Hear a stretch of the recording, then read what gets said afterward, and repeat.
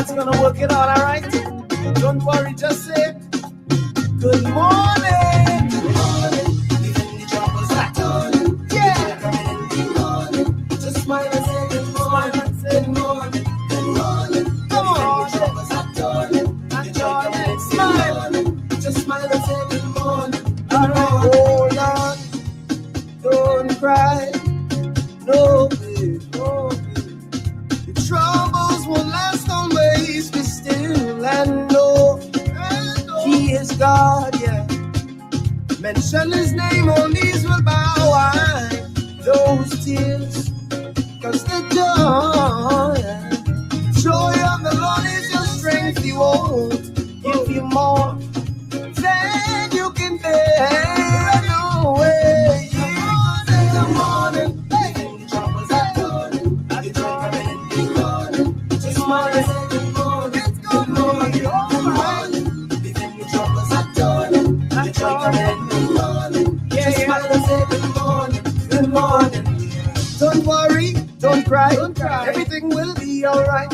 Move your frown and smile a while. The troubles won't last all night. Happiness is yours, just claim it. On Calvary, Jesus paid it. Don't be ashamed to stand up and say it. Jesus, pick a smile and you can't contain it. Everything would be alright. The troubles won't last all night. Smile and make your face look like Jesus. Make all the heavy load light. Everything would be alright. The troubles won't last all night. Smile and make your face look like Jesus. Make all the heavy load light. Troubles are turning. The joy coming in the morning. Just smile and say good morning. Good morning. Good morning. Good morning. Troubles are turning. That's right. Good morning. Just smile and say good morning. Good morning. Good morning. Good morning. Good morning. Good morning. Good morning. Make your face look nice. It's gonna be alright. Good morning. Good morning. No trouble's gonna keep me down. Turning my frown, turn it upside down. My situation turning around, it's turning around, it's turning around. This joy is unspeakable. My God is unshakable. Give me joy to my belly full. Can't find this joy, no way uncapable. This joy that's inside of it is for all the world to say. I serve in the Almighty, and He's setting captives free. This joy that's inside of it is for all the world to say. I serve in the Almighty, and He's setting the captives free. Yeah. It's gonna be alright in the morning. Troubles are turning. Good morning. Just smile and say good morning. Good morning. Good morning. Troubles are turning. Good morning. Just smile and say good morning. Good morning. Good morning. Good morning. Good morning. Good morning.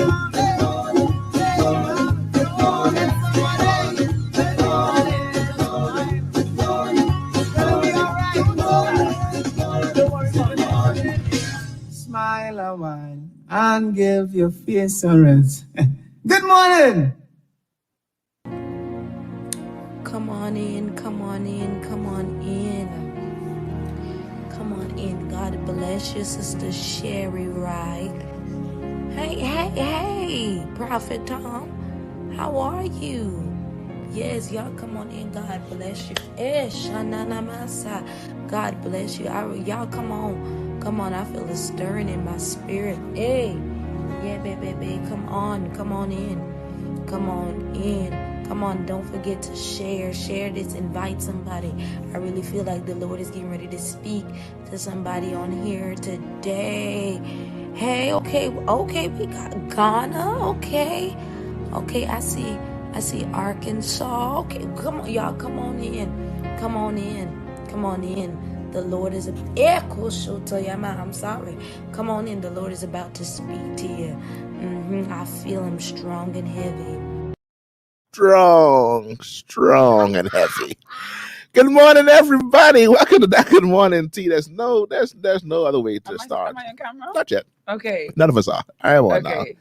now. I was on. All right, back on. And there you go. Now you're on. Hey. Delton. Hi, everyone. Look at that. Look at who's there. Look at who. It is I. We have arrived at 3 minutes to the hour. What? we have one aim on that Good Morning Tea is to be here in the morning. To start the show in the morning. And I don't think we missed the time. The only time we didn't make Probably it in the intentional. It morning wasn't intentional. was when they were doing work in the studio. That was the only time we came on in the afternoon. Then we came on in the afternoon. Other than that, we started our show. Ain't true to our word. In the morning. True to that Good Morning Tea. Hello, everybody. Ma'am, okay. Look at this. That's what's happening now. That's what's happening. Yep. That's what we're doing today. So good morning, one. Good morning, all. Good morning, good big. morning, big, and good morning, small. Good morning, short. Good morning, tall. Good morning to all of y'all. So there, good morning, everybody. Welcome to that Good Morning Tea, live on Glory 93.9 FM, broadcasting from our very comfortable studios here at number 40 in Warwick Street. Very comfortable in the Shirley area. They're so. Do you know what? The studio is so comfortable, guys.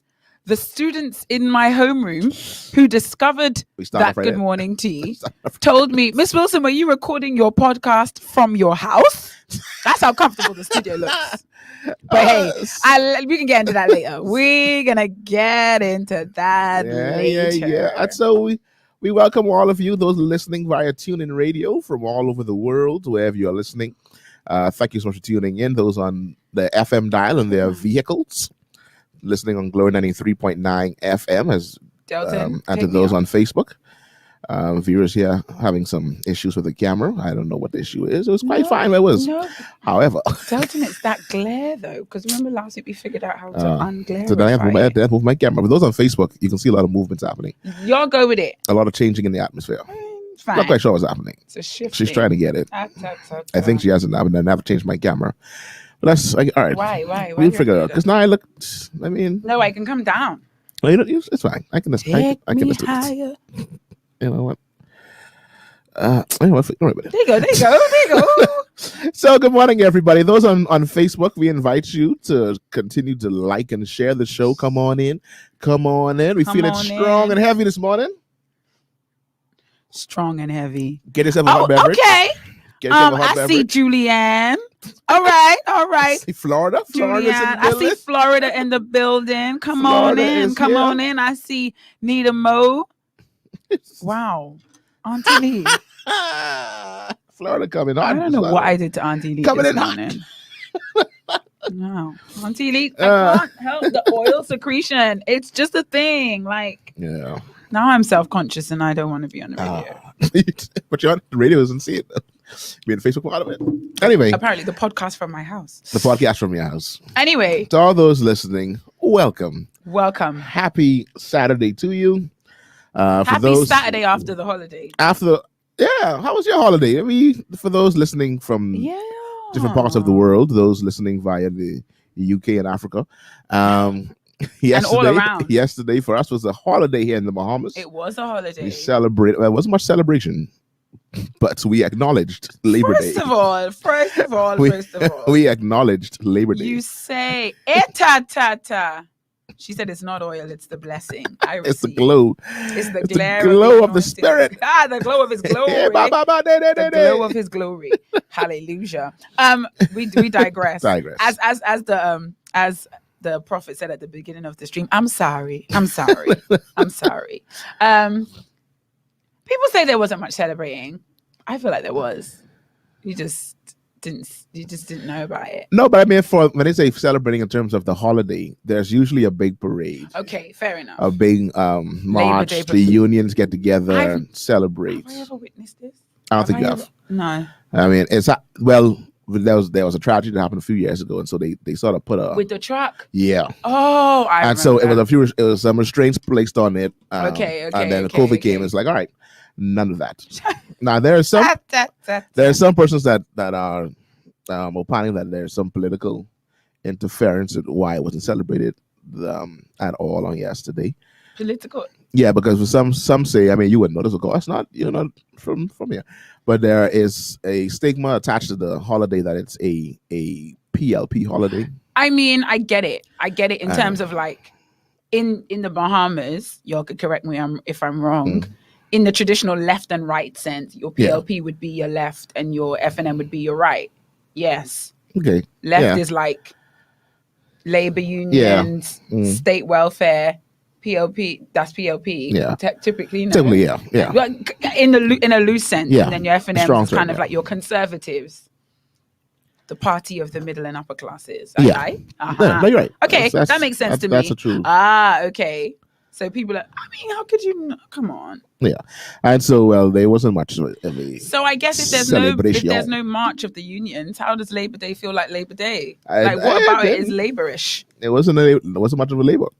The unions. Yes, it's a break from labor. Yeah. So the union, I mean, they tried. They made an attempt. I did see.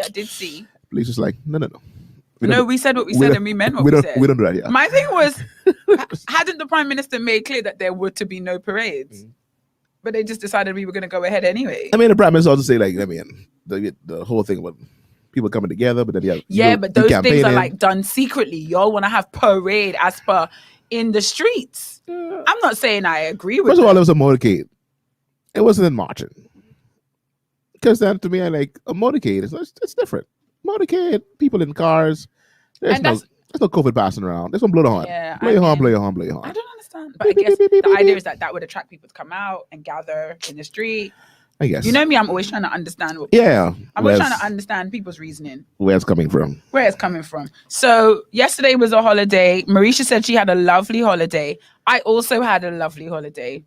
I also had a lovely holiday. What did you do yesterday? I spent a lot of time cleaning my house. Nice. You labored. Washed my hair. You labored on labor. These are these really important staples that you take for granted in the busyness of life. And I did pop out for a lunch. Rendezvous. For a lunch meeting. Let's not call it a date. Let's call it a lunch meeting. Nice. Ask no questions. Hear no lies. Hey. Well, this is sound like housekeeping business is picking up. Oh, Julianne said, so we saw Madam Walker. We sure did. Yeah. We sure did. She posted some beautiful pictures on Facebook, triggering the admiration of many, but the questions of some. Where are you going? Who are you going with? You're dressed in this way on this Labor Day holiday. Who are you going with? For why? What you doing? What you doing? What your plans? What you doing? What time you come back home? Where you at? Where you at? Oh, you got plans. Oh, you got plans. Don't say that, buddy. So anyway, that's my holiday was spent. I had a great holiday. Thanks for asking. I did ask. It was. I spent time with a family friend of mine. Wonderful. And enjoyed some low fat wings and sugar free French fries. I did receive a picture of those low fat wings. And I can confirm ain't nothing was low about the fat. Sugar free fries. Sugar free fries. Some sugar free French fries. It was a wonderful time. Something about homemade French fries. It's different. Someone concerned here say, well, Jesus, what is this? Marisha, she ain't talking about our lunch meeting thing. Take this offline. QTNA questions. That see, Julie, the difference between some people is I just did not post. You on download? I did not post. So about this lunch meeting that you talked about. Oh, it was just a friendly gathering. With a friend. With a friend. Friendly gathering with a friend where food was eaten. Multiple friends? No, one. One friend. One friend. Of the same sex? Yes. Of the same sex? Yes. Okay, that changes the whole topic. I told you. We don't care anymore. Trying to be nasty. You want to be nasty. We don't care anymore. That's okay. I'm all right with that. So anyway, housekeeping, birthdays, celebrated. We celebrated yesterday. Yesterday, we got a shout out. Ian reached yet. But one Christopher. Oh, the bishop of social media. Yeah. So he was hopefully Delton's future co-host. In case y'all didn't know, let's put it out there. Oh, not yet. Not yet. It's early. No, I need people to prepare. That for the month of a few months, my co-host of DGMT has decided that, you know what? I'm going for a few months. And she's just going to leave. Just a month. She's going to leave. It's just a month. Where do you leave, ma'am? Going on a quick break. Which day do you leave? Quick trip. Which month do you leave? I leave in the month of June. Come back when? At the very end of the month of June.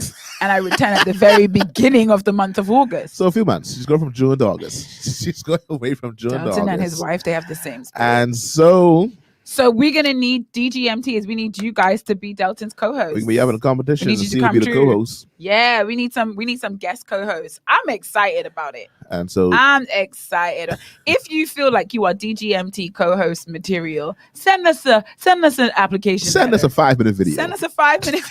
A few. Delton, we have multiple competitions running side by side. Send us a message as to why you should be a DGMT co-host, why you could replace me for just one day. We just can have I think that's a good idea. So send us your CV. Send us your CV, your credentials, your qualifications. Yeah, send that to us. Any former experience you've had. And we'll put it to the board. Because as you can see, Delton and I have had lots of experience in doing what we do here at DGMT. Yes. So, okay, happy birthday to Christoph. So, Christoph celebrated on yesterday. I feel like Christoph had a birthday just the other day, though. No, he announced it that he is soon to turn. Oh, I feel like... So when I saw that, I was like, is this your real birthday? Is this your half birthday? Yeah, so I felt like we did this. It was the official celebration yesterday. And then there was another, Chester Johnson celebrates his birthday celebrates today. But I feel like Chester just had a birthday. I feel like Chester just turned the age before the age he is. I think there's an anniversary for us. I don't know. No, it's a weird thing with birthdays. They seem to come around every year. The frequency. they seem to come around a lot. Yeah. Happy birthday. I birthday to Chester Catman Johnson. Other people celebrating. Will is celebrating today. Pastor William Noakes Jr. Oh, happy birthday. Hey, who is my cousin? You. For real? True Juliana was that, yeah. Oh, interesting. Yeah, it's weird. I do not know this. Yeah. This world is small. If the world is small, child, listen to me. But I found out that my wife's aunt lives directly behind my house by Lourdes for years. Like we grew up. Your wife's aunt. So Juliana's you kind of grew up in the same vicinity. It was meant to be. Literally, we shared a fence right behind Lourdes' house as our aunt. And then I found out that 9 houses down was where Wildom lived. And Wildom is just another aunt. I was like, wow. I screw up around your family. Didn't even know it. But hey, so yeah. Auntie Lee said you need the pay scale first. Let me tell you something about this job. Now, this pay scale. You get paid in joy. You get paid in joy. And the level of joy you receive is totally up to you. I mean, you could be rich in joy at the end of a DGMT. I can't even put a number on it. Can't put a number on it. Too high. It's too high. This joy, the world cannot give it. And the world cannot take it away. They cannot take it away. So continue to like and share the show. We getting started. We getting our housekeeping matters out the way. I do have a cousin who had a birthday. I might as well tell her happy birthday. Tell Cuz happy birthday. Even if she won't ever see this. Hey, Cuz, happy birthday. Someone tell Cuz. Her name is Nicole. It's for me. Do you know what? Is it just me, right? So like, when we were young, she was the baby of our like little cousin situation. She's the baby. And then after her little brother came, but he came in later down the line. In my mind, especially like with the babies in my family, my cousins' children, and when they were born, I was like maybe 14, 15 or even 10. I just feel like they're not supposed to grow up. How have you turned 26? Like how? You were a bit like, I was older than you, significantly older than you, while I looked after you and I changed your diapers. How have you become 26? When did that happen? How are we now? How are we now in the same company? How are we company? We're company. We're in a company. Like, I feel like we may just be ticking the same box on a form. Yep. I just assume. That demographic you'll reach. Even my students, when I see them like as you've got a job and you drive a car. A whole car? You're supposed to stay a child forever. I don't know. In my mind, this is a really strange phenomenon for me. I don't understand why children grow up. Yeah, that process of growing People up, in my age group, we grow up together. We're all going to become adults. But if you're not, you're supposed to be a child forever. Child, y'all who's have children. Woo! Good luck to y'all. So me and my crazy self, I'm wishing my baby cousin, who's really only 5 years younger than me, but when we were younger, it felt like forever. It felt like a whole. Do you know what I mean? You can't come with us. You stay home. Talking. Yeah. Do you know what I mean? And now she's got a child. She's got a whole back in the day, it was like, in my mind, I'm like, oh, she's a little kid. She gonna have a baby. No. She's a grown woman. Hey, this little girl having a baby. What you doing out here? Talking to my friends. We were talking about another friend of ours that had a baby. She's like, oh gosh, she's had a baby. I was like, you realize she's 31 years old. She's a grown woman. It's crazy. It's crazy. You wake up one day and apparently you're an adult and nothing makes sense. Grow up. Everything's just happening. But anyway, I digress. So happy birthday, digress. Happy birthday, Cuz. Happy birthday, cuz. Celebrating tomorrow is my father. I'm going to celebrate the one I didn't know he was a June baby. He was a June baby. Happy birthday, Rev. The one Alfonso will be celebrating tomorrow. Wonderful. Someone go on his Facebook page and tag him. Tell him happy birthday. Apparently, he has a Facebook page. That is not true. It's true. Who made that? I think Devin. Have to be one of his children or his grandchildren. Because there's no way Devin did. Rev was there going, let me sign up. Give them all the beats of my date of birth. My date of birth and my email address. Scroll up. 1940.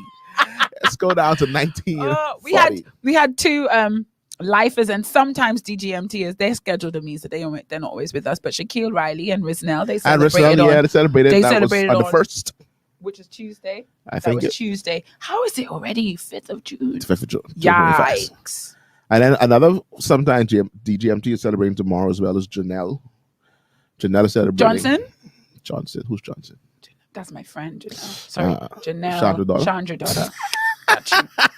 Sorry, Janelle. Yeah, so Janelle is celebrating tomorrow as well. And to all of those who are celebrating everywhere in the world, happy birthday to you.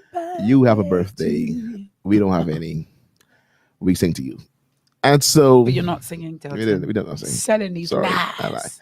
Selling these lies. Michelle is here. Good morning, Michelle. Good afternoon. Actually, good afternoon now. Yeah, that's right. It's good afternoon. So good afternoon to everybody. Any other housekeeping news? COVID's still around. Period. Vaccines still available to be taken. Is it? I feel like if there's anybody I should tell this, it should be my DGMT fam. So I'm going home to get a vaccine. And I've started to converse with my friends and everyone's like making plans. Child, they have me thinking about this vaccine. They have me thinking about taking it. I know a DGMT who isn't here this morning, but she's already taking it. She's gotten a second shot. Yeah, I know that too. And because why? She wants to be a vaccinated traveler. And she's traveling. So apparently when you get the vaccine, it cuts down your time to be quarantined. It depends where you go. In the UK, it doesn't. Oh, does it? Yikes. In the UK, you still have to quarantine for 10 days. For here, you don't have to quarantine at all. Yeah, you just have to take a test after 5 days or something like that. And where she's going, it cuts down the quarantine time. It's my defenses are being worn down. But it did speak volumes to the fact that decision-making heavily influenced by your environment. Yeah. In the Bahamas, getting the vaccine is the minority, is a minority behavior. Yeah. In the UK, getting the vaccine is majority behavior. That's just normal. So it's kind of like, why haven't you taken it? And I'm like, I don't know. I don't live over there. So anyway, yeah, but we'll see if when I come back after my quick trip, because it's a quick trip, if I've grown like a third arm or something. What? I'm sorry, I couldn't help it. I couldn't help it. Anything else? What else is housekeeping? Anything else housekeeping? Anything else? So I feel like DGMT they need to be made aware of the fact that we've been busted. So this week, guys, it's rough for me. So what's happened is, long story short, the kids have basically discovered DGMT, but not in passing. Like like they know where to find it. They know where to find it. They know what time of the day. They just know. They're probably here now. It's probably someone's probably circulating the link in the group chat. Someone's probably recording me as I speak. So I'm going to do the right thing, and I'm going to wish all my students who are listening a very wonderful Saturday afternoon. Happy Saturday afternoon. Happy Saturday, students. Disclaimer: the thoughts and views expressed on this show are not necessarily that of the staff. So do we now have to completely management, staff, or sponsors of That Good Morning Tea? However, I am going to continue to be unfiltered. So I don't say like I just want everybody to know. So we now have to pull back on the stories of the students. I mean, I never call students names. Oh no, let me warn them. I don't talk about you. I don't talk badly about them. Not on Facebook. Other platforms. So yeah, we've been busted, guys. We've been busted. It was a whole thing this week. Miss Wilson, would you like me to show you the video I took of you? It was a lot. It was a lot. Miss Wilson, you were talking about some pasta. What happened? Oh, it was just. It was a lot. So they will continue the conversation. Oh, like every day somebody wanted to. They were all trying to goad me. They were trying to provoke me into like going back and forth with them. My ignore game is very strong. I just pretended I didn't. But for me, I did say to them like, you're a little bit obsessed. Why? Because you're a teacher. We thought you live in school. Yeah. That is blowing their minds that outside of school I have a personality. I have interests. So They'll get over it. I Teachers think don't have eventually. lives. I think eventually, hopefully, they'll get over it. Yeah, but they they have insist that it's a lives. podcast, and I'm trying to get them to understand it's a thing called radio. Radio. I don't like on they the don't get car. it. They don't get You it. could turn a They're like, but dial. Miss, you had a mic. Yes, because I was in the You have studio headphones. at a radio station. You have headphones. You have a mic. So you this have is after I cushion on the convinced wall. them that I wasn't sitting in the comfort of my house. That's the way times have changed. Though that whole idea That of is true. a talk show, Real. even a podcast. Real. And people are doing this from the comfort of their own homes. Yeah. Like the average Joe has a setup like this. Just like this. Just like this. Probably even better. So I just thought I'd warn you guys, just in case you see me, maybe someone comments and my reaction is a bit more Miss Wilson than it is Vera. Just know. Just understand. Just know we've been busted. So in news and views on today, There's a lot of things. the trending topic that has been circulating the Twitter and the Facebook world is, of course, Pride Week began in the United States of America on June the 1st, and there was a flag flown You mean high. Pride Month? Pride Month, sorry. So And there's a hold on. flag flown high from the embassy Right. of the United States of America. Mhm. And the Christian Council gave a statement on it. And that was, I don't think that was just like randomly, let's put a statement. Of course. And I think people thought it was like, they heard it was Pride Month, so let me do a statement. No. The statement was in response to you having Pride Month, you flying the flag. But the thing say, the statement said at the top, something, flag raising. I know, but it's not just that. It wasn't even just that, the idea of them flag raising. It was the idea of you're going to raise the flag, but then you go on public radio to talk about it and to like promote it.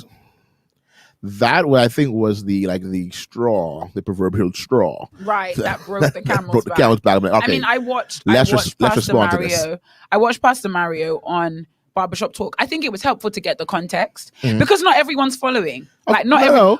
everyone. We just saw a statement from BCC and people like, oh, you see the signs. where y'all coming from? And exactly, you see the signs. You didn't hear the broadcast. No. You don't know about the comments that have preceded this in terms of promoting this agenda People don't care. in different places around the world. The people don't really necessarily care. So I think definitely hearing from the Christian representative from the Christian Council was helpful to put it in context. Yeah, we are a strong soundbite governed people. Not in the Bahamas, in the entire That's world. a sound In the bites. entire world. Let's clip. Give me a little clip. Easy. I don't a little have portion. I got a lot to do. There you go. know. I got enough. Let's go. Yeah. Let me talk about So it. I think the context was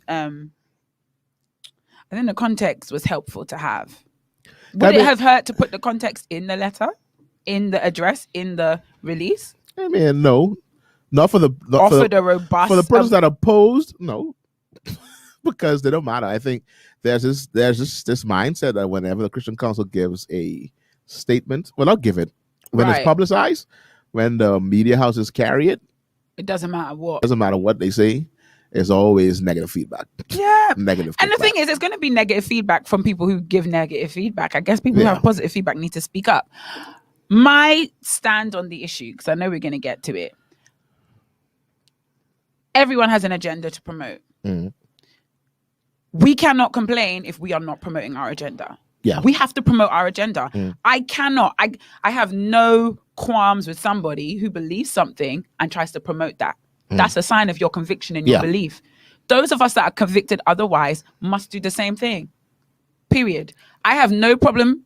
Not even I have no problem. My problem with it is not that you did it. My problem is what it represents. So my response to be to what it represents. But it doesn't surprise me that you've raised a flag to promote your belief. It doesn't surprise me that you were given a platform to promote your belief.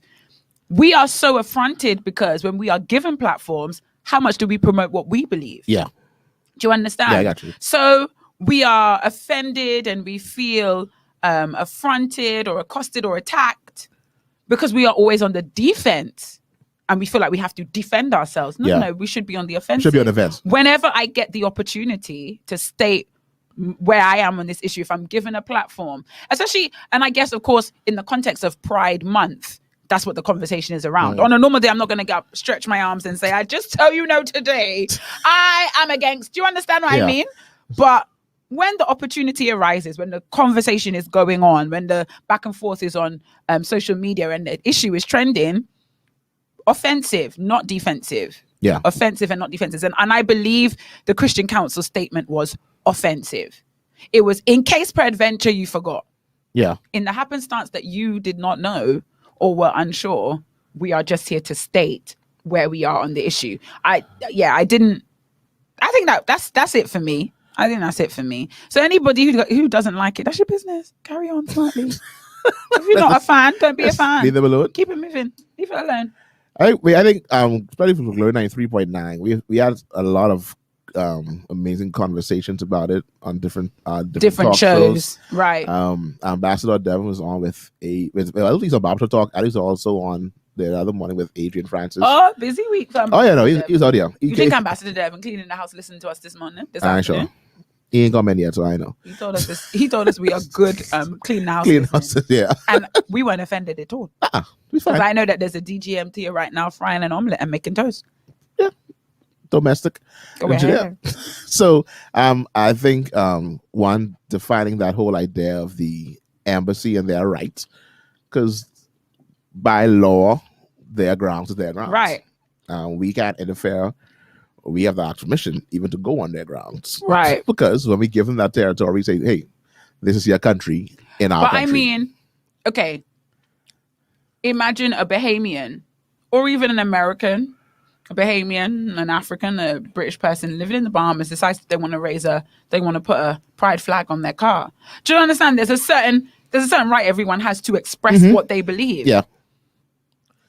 I mean, my thing is, what is expressed. your offense? What does your offense to this lead you to do? You know what I mean?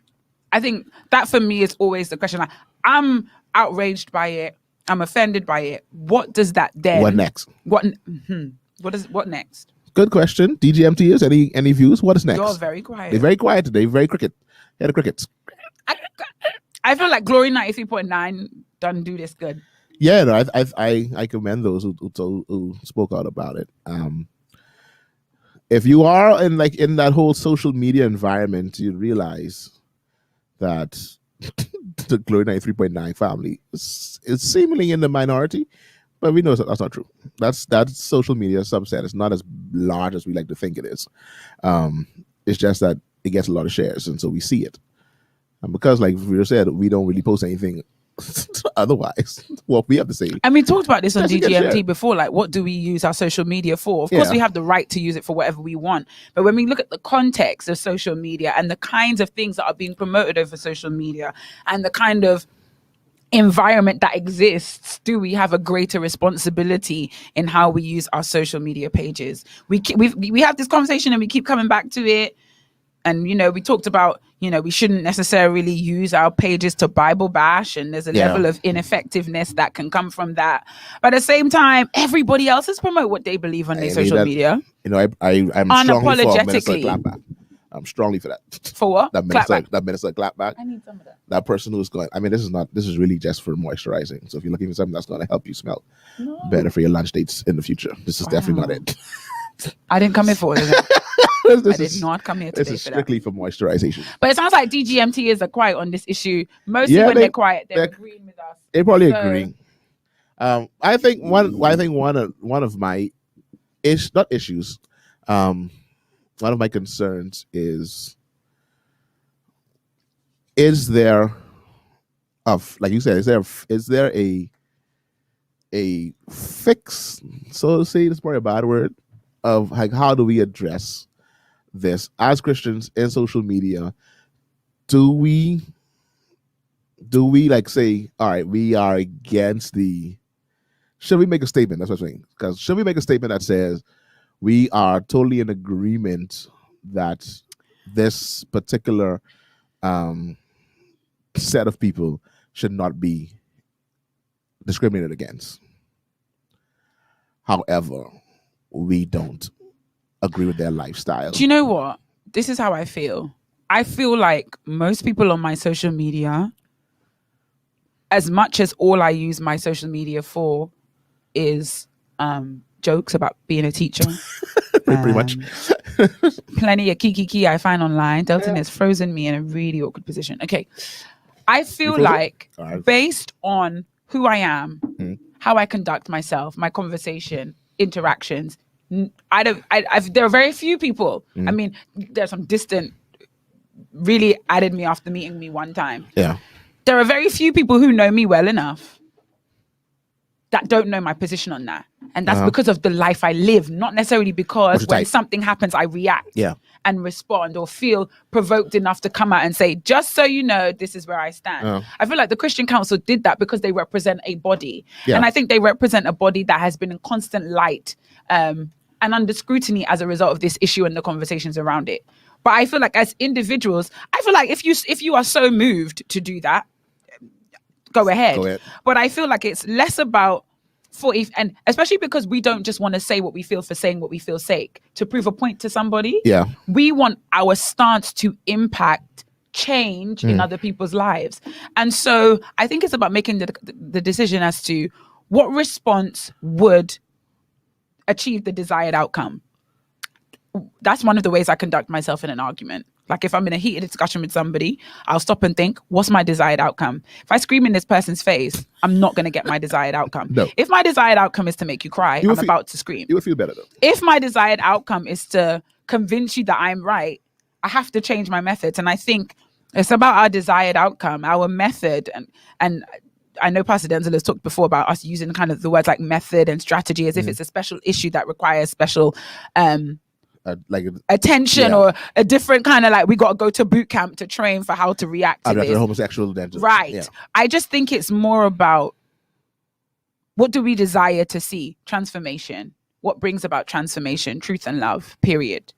Now, truth and love, however that manifests in your life, based on the people that you are surrounded, the people you have influence with, the kind of people that are on your Facebook page, that kind of thing. So I feel like I don't think there's a blanket responsibility in terms of like social media conduct and in Pride Month, what must a Christian do? Step A, make sure you do not put up the flag. Step B, do not use any filters. Do you know what I mean? I feel like there isn't no step by step. I support you. However, we all agree on one thing.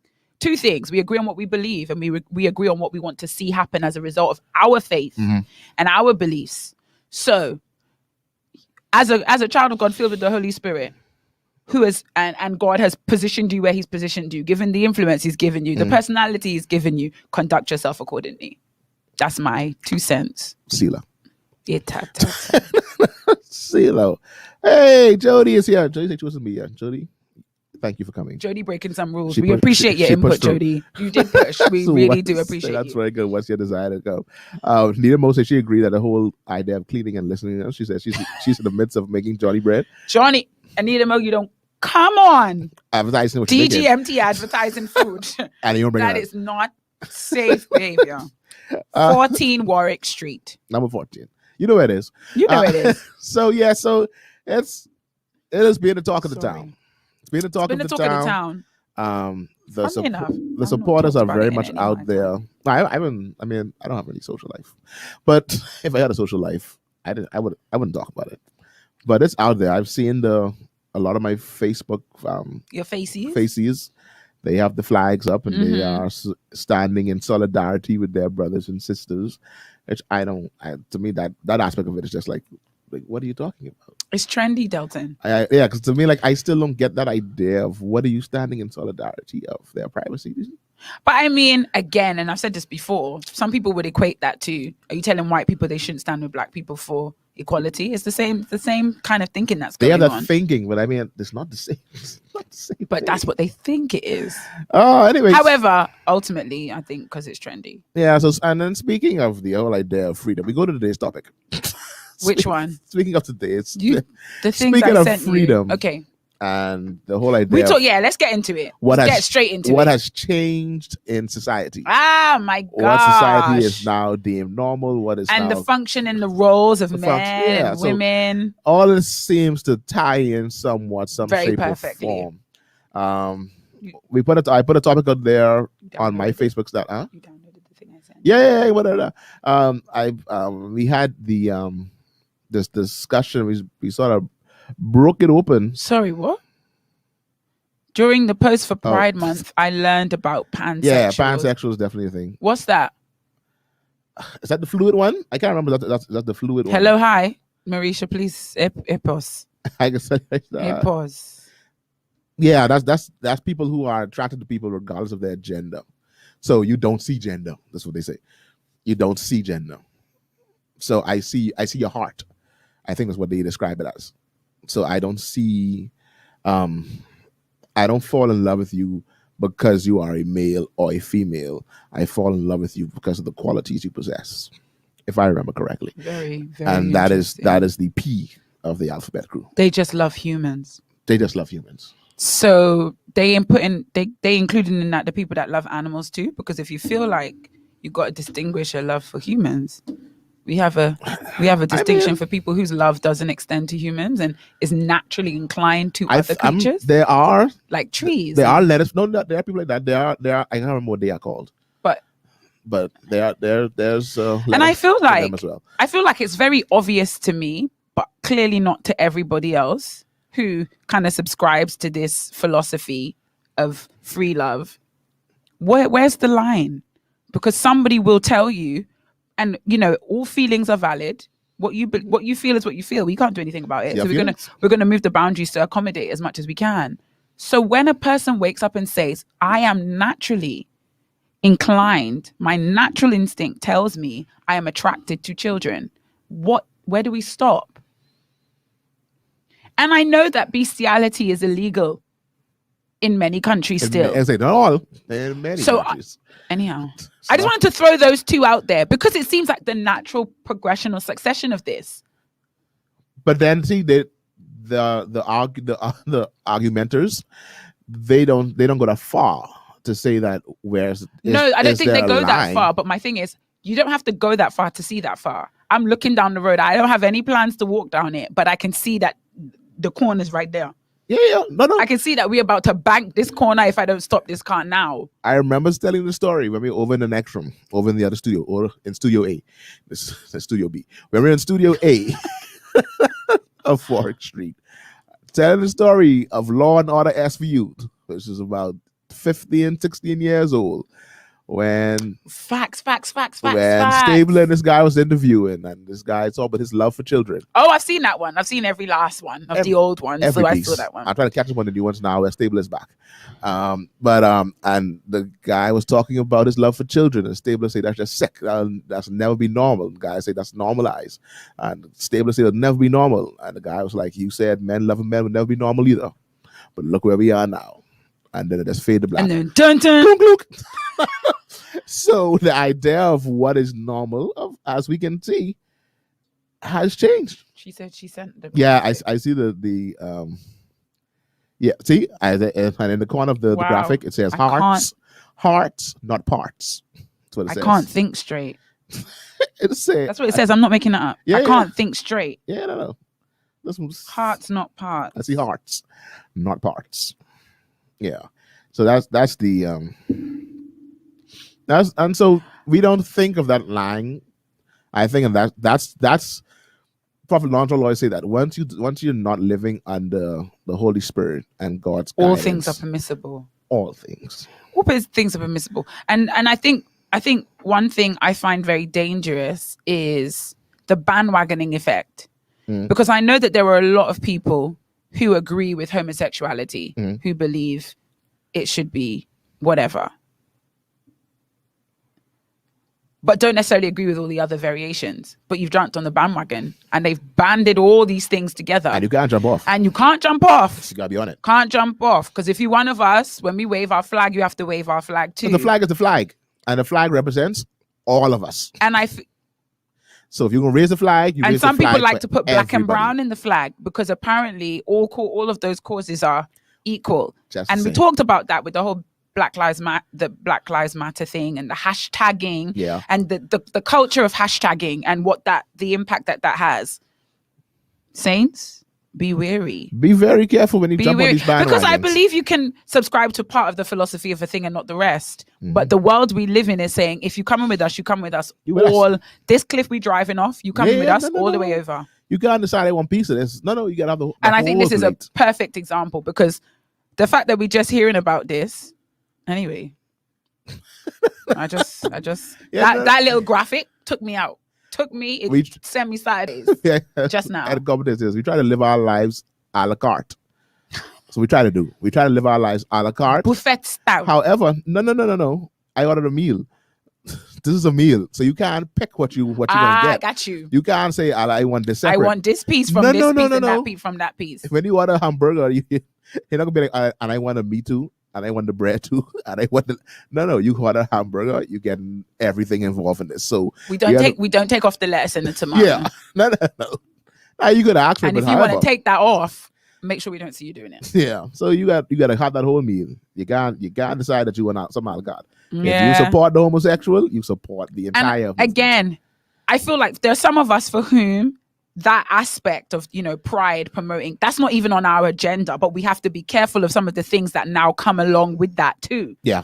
So again, and I'm using Black Lives Matter because I have seen how the rainbow now has the brown and the black, because all of these things have been banded together. Because all these things matter. All these things matter. My brother, my sister.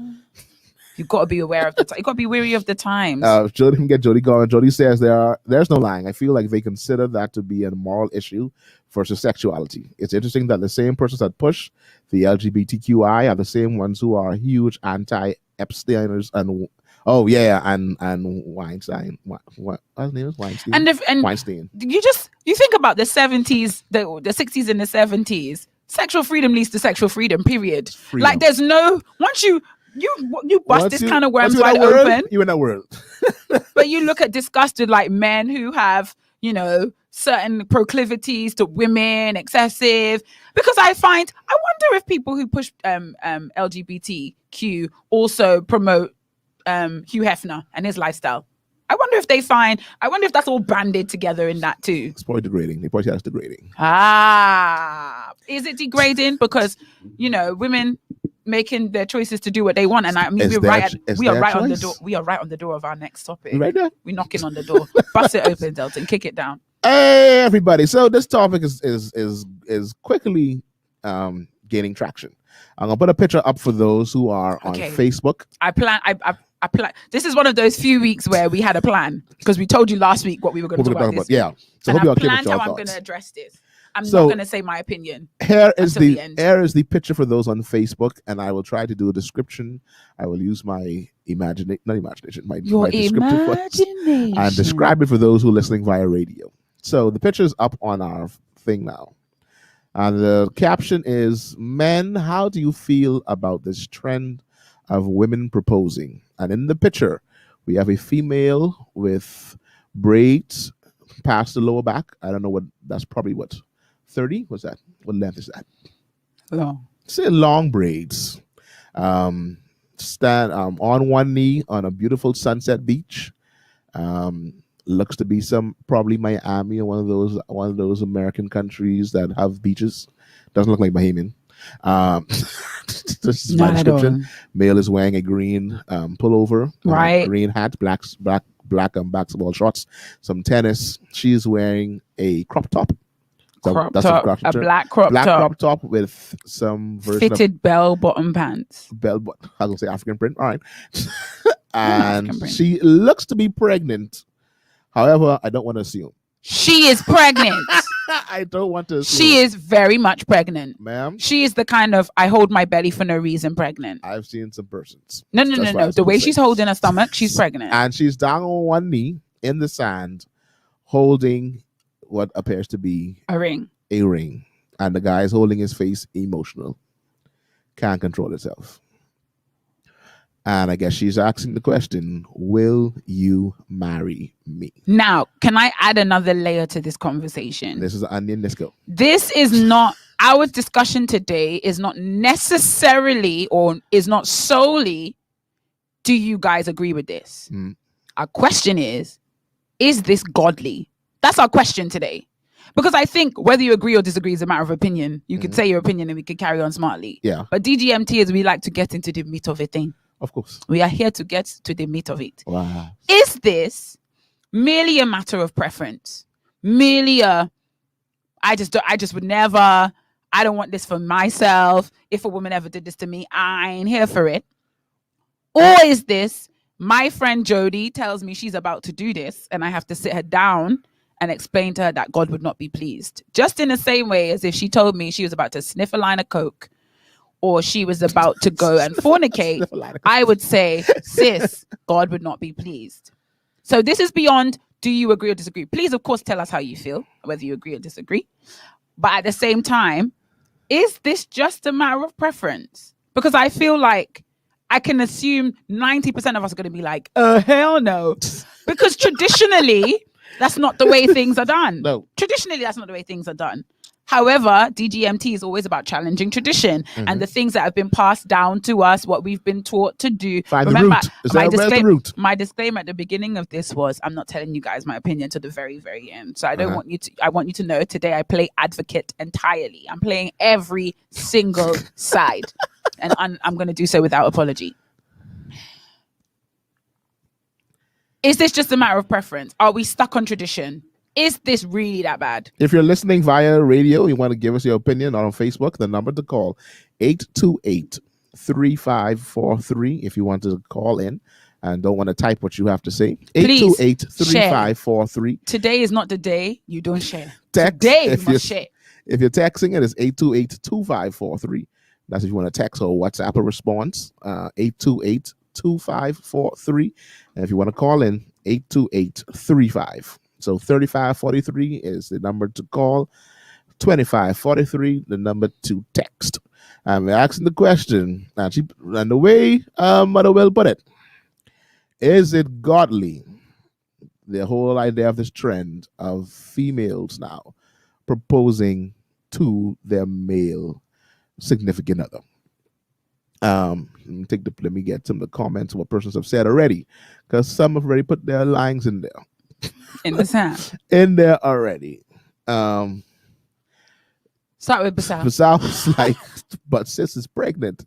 Would it make a difference? Is her pregnancy the trigger here? I think at this point now, I mean, for her, I think she's like, all right, I'm pregnant. We've been talking for a little while. Now this trend goes beyond this example of a pregnant woman in the sand. But this is becoming a thing. I think mom at this point now, mom is like, you know what? He taking a little on. I want to be my father, the father. I want us to be married. Let me just go ahead. Right. This is like long range shooting. You talk about shoot a shot, like should female shoot the shot?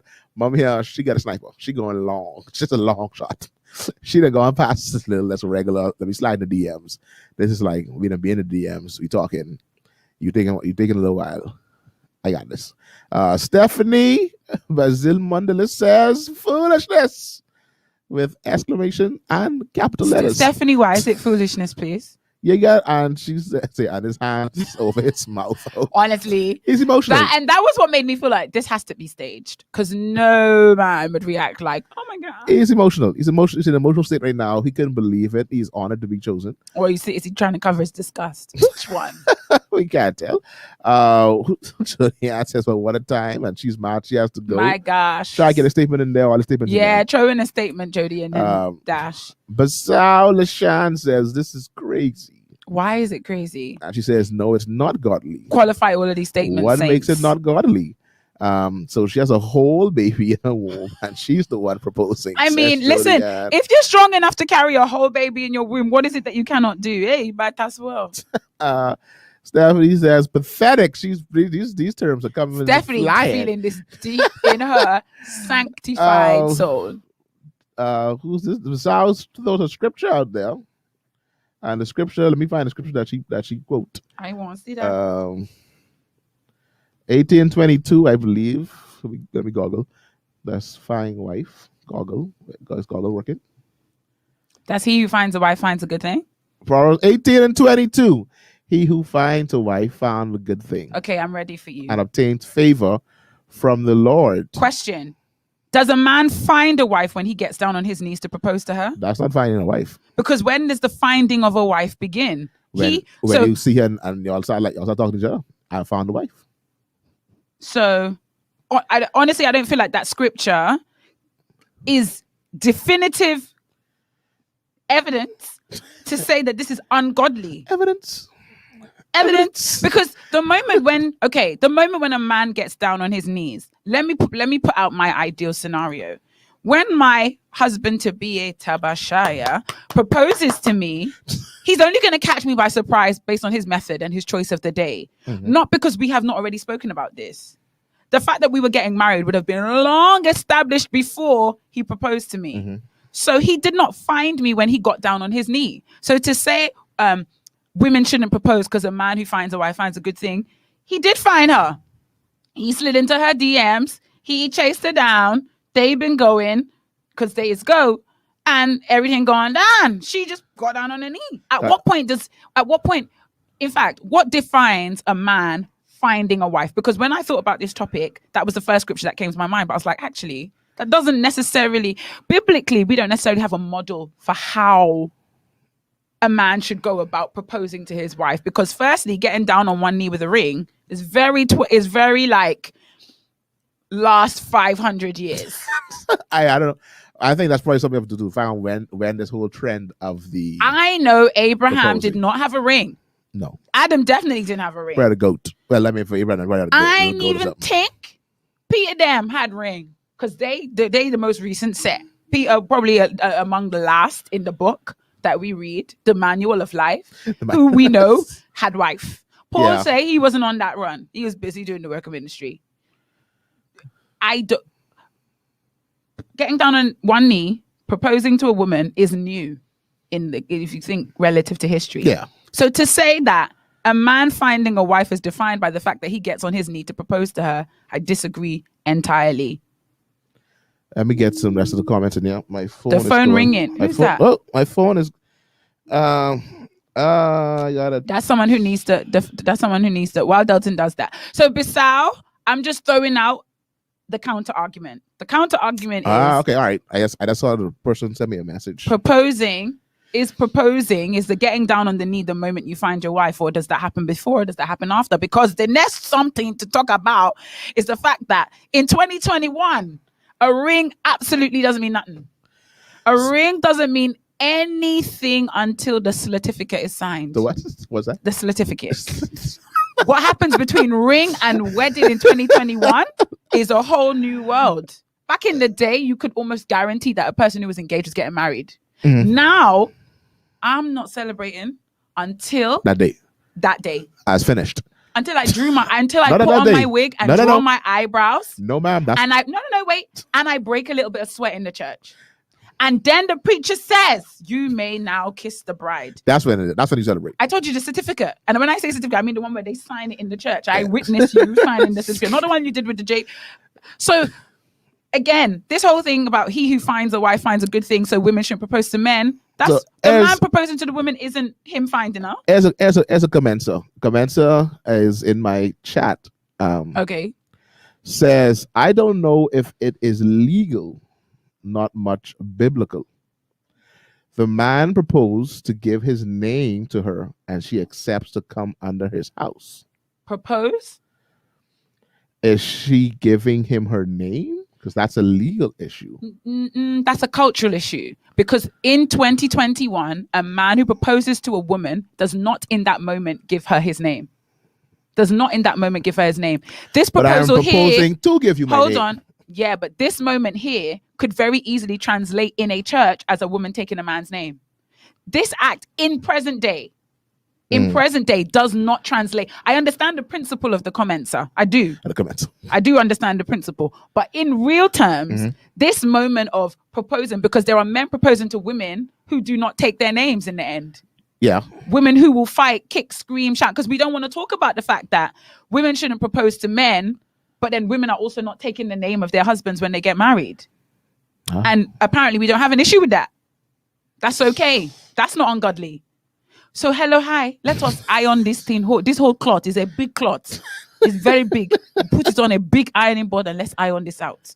Because I understand what the comments are saying, but there are still Christian women. Let's not talk about the world now. Let's talk about people of God. That's who we are. That's who we speak for. There are still Christian women who are getting married and not taking their husbands' names. And in the 21st century, It's okay. It's okay because a woman has built up a reputation in civic Why society. can't my reputation make me go down on my knee? Because all of these principles, they fit in the same. They all sit in the same pot. I'm a doctor. You are known as Dr. Aqua Wilson. You've been doing surgeries for 15 years as Dr. Aqua Wilson. Your name is heralded. These women who keep in their names are not doctors. The halls of Ghana. These women are not. These women are not doctors. Your name doctors. is heralded all throughout. Right. You get married now. And my doctor self has become one with this man. I don't care. Yeah, but your name, people know the name. But that's what I'm saying. You'll want to use the principles for some things and not others. That's all I'm saying. So Commensa, I hear you. It's very great in theory, but the reality is a woman who proposes to a man could still go to church and take his name and it would be entirely legal. Because a proposal, man getting on his knees. There are some people who get married and no one ever proposed to no one. They pull up at a church because they were having a conversation and they say, we're going to get married on June the 17th. And they pull up to the church and they get married on June 17th. Nobody got on down on any knee. No pre-marriage ring was exchanged. These are all modern. So your opinionated opinion is... No. The opinion of the advocate who comes to DGMT to start some mess. That's why I woke up this morning. Some mess. When we about to do the closing credits and we play Kama Rama Shama Kama Kana, I can tell you how I feel for truth. So Anicia says, let me get some more comments in here. Anicia says, I got some comments on that phone too. I can get to that phone next. To me, it's a level of desperation when you have placed yourself in a situation, especially in brackets, being pregnant, forcing the man to be married when he has already shown that he is not ready. But how are you forcing someone to marry you when you're proposing to them? And I think it sounds like this advocate is saying that we put too much weight on this actual proposing. No. She's saying a woman who has to go to the extent of proposing to a man. I don't mean the advocate who here in DGMT, who advocating. Oh, okay. It almost seems like this advocate is leaning towards we all putting too much weight or too much pressure on this. Now, the advocate wasn't saying that. But now that you say the advocate say that, the advocate would like to say, that makes sense. That makes sense? Mm-hmm. Next comment from Jody Ann Henry said, I was thinking about Jesus and his bride and the Jewish tradition of the entire marriage process. I haven't fleshed this out, but Jesus is the one who worked for his bride and is preparing a marital home for her. It's deep. I like it. My response. It's deep. My response. The proposal. Does that negate? Does it mean a man is not doing all of these things? Is the getting down on the knee the work being done? Because maybe that's how some women get in so easily swing. Do you know what I mean? Mm. Is the work in that moment when he gets down on his knees, or does it exist before and thereafter?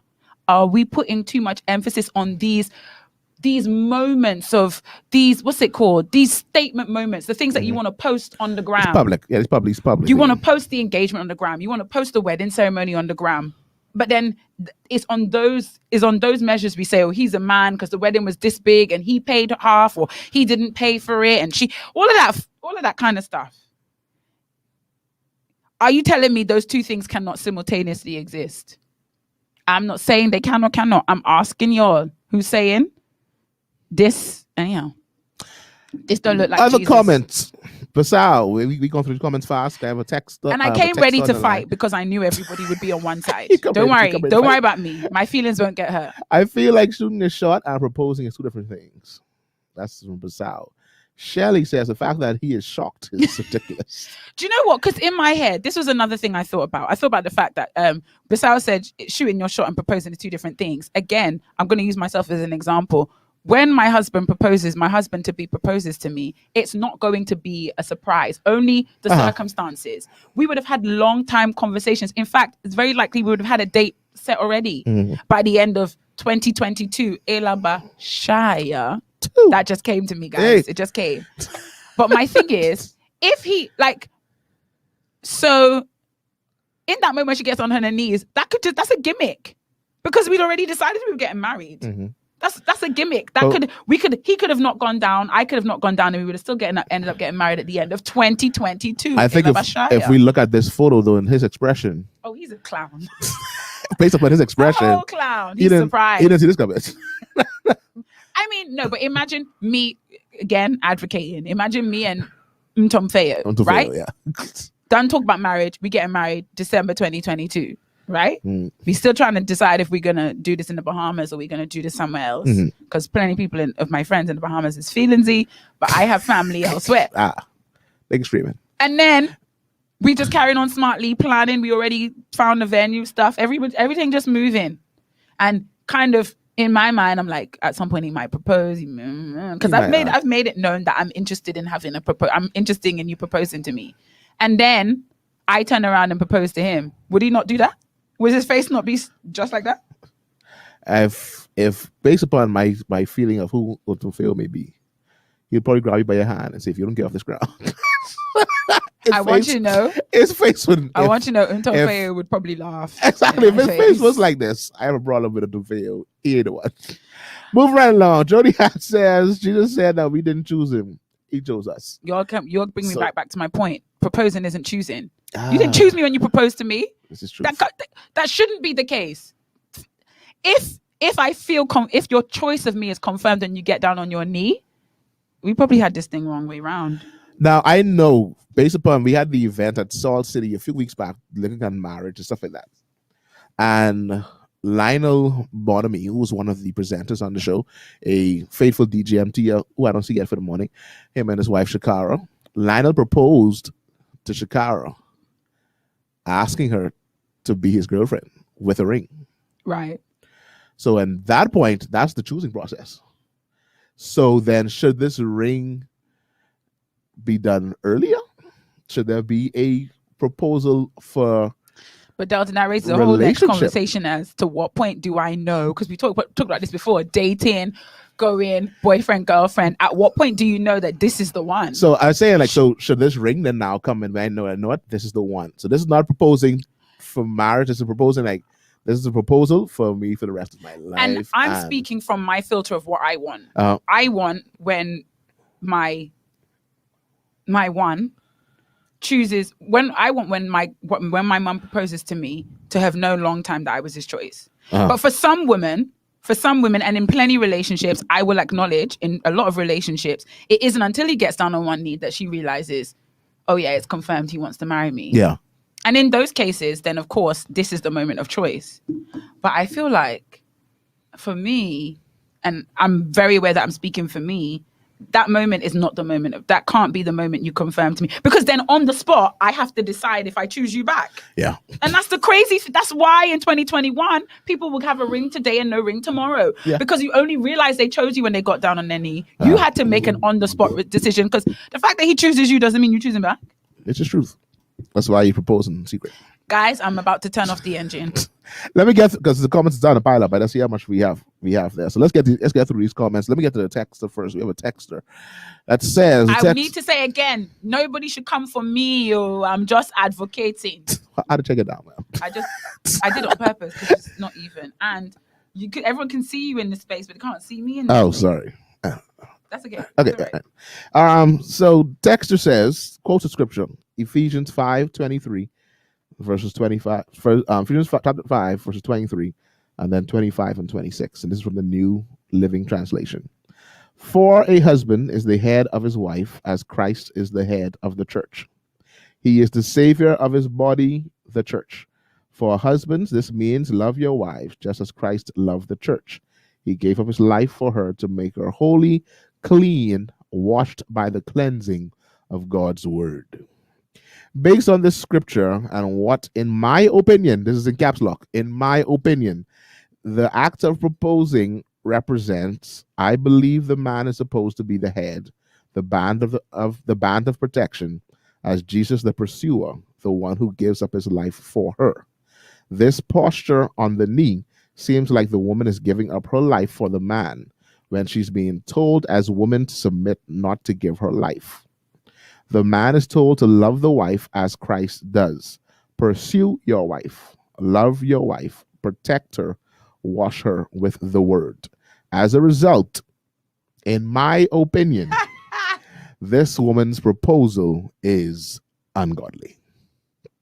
I would like to thank, I don't know who the texter is, don't tell me. I won't tell you. I don't want that to influence my response. Mm-hmm. I would like to thank the texter because they did exactly what I wanted somebody to do. to explain to us what the significance of a man getting down on his knees is, because I don't think we know anymore. I don't think we know anymore. And so when a man goes down on his knee, it doesn't carry all of that weight. No. And then how can it carry all of that weight? And in the moment, I must respond to that. And we haven't talked about this before. You hadn't decided to carry that weight. Talk in the microphone, man. Sorry, you hadn't decided to carry that weight. Do you understand what I mean? It's this kind of spontaneous, the fact that this idea of proposing to a woman, and we talked, and it was a lot about he's choosing her in this moment. That can't be for me the moment I realize you've chosen me. Yeah. Because that choice comes with all of that. All that. And this action of descent onto your knee is a representation of all of that. It's a representation of your willingness to die for this bride. So thank you, Texter. Moving right along. That was Vera. She just slipped out. That's Vera's now. That's not the advocate. I told you the advocate was turned off her engine. As the guy says, he may have found her both being in agreement as soulmates. However, he may not be moving at the pace she agrees with, and identifying as his helpmeet, she is expediting the process. So Hezekiah, you're in favor. Helpmeet say, I see my co-help me. And co-help me moving a little slow. Co-help me. So let me help him along the way. Father, he a little trepidatious. I can help him. I'm coming in agreement with you, husband to be, and we honor the Lord.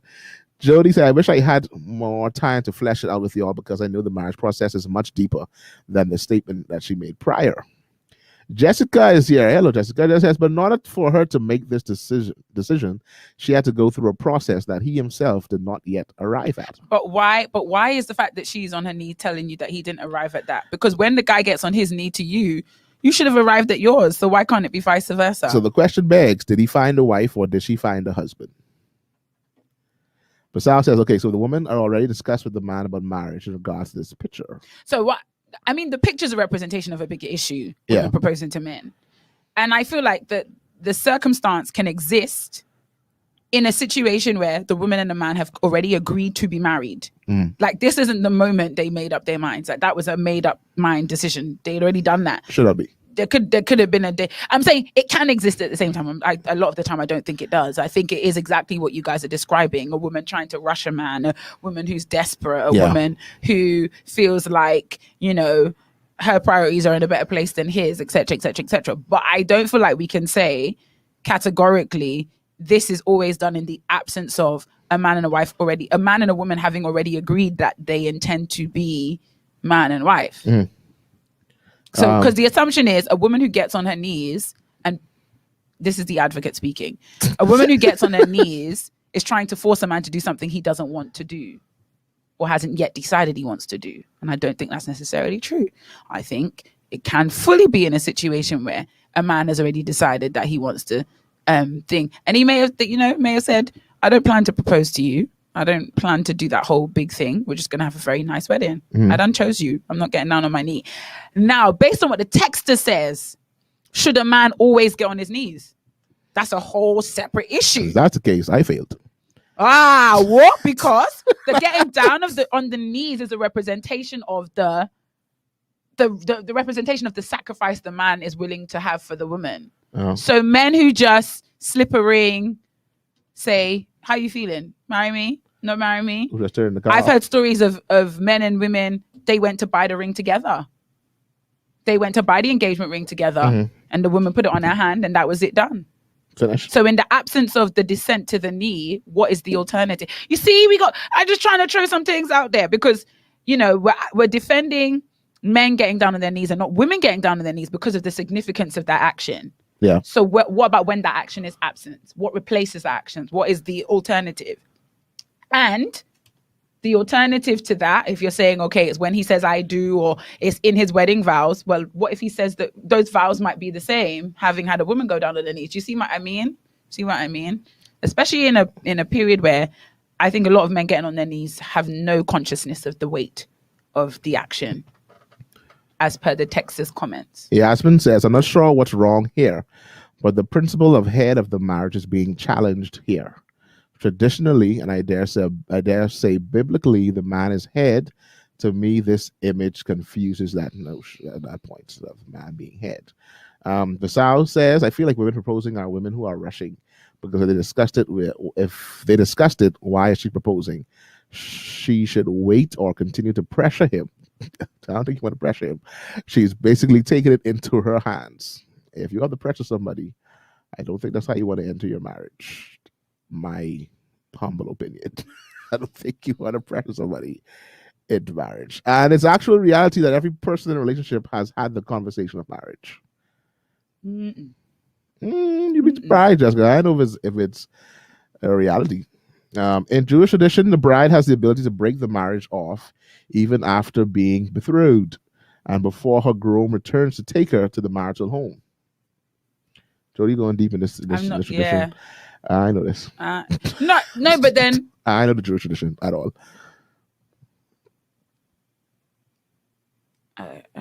Okay. Yeah. That doesn't mean that both parties are actually willing to go forward with it. No, it doesn't.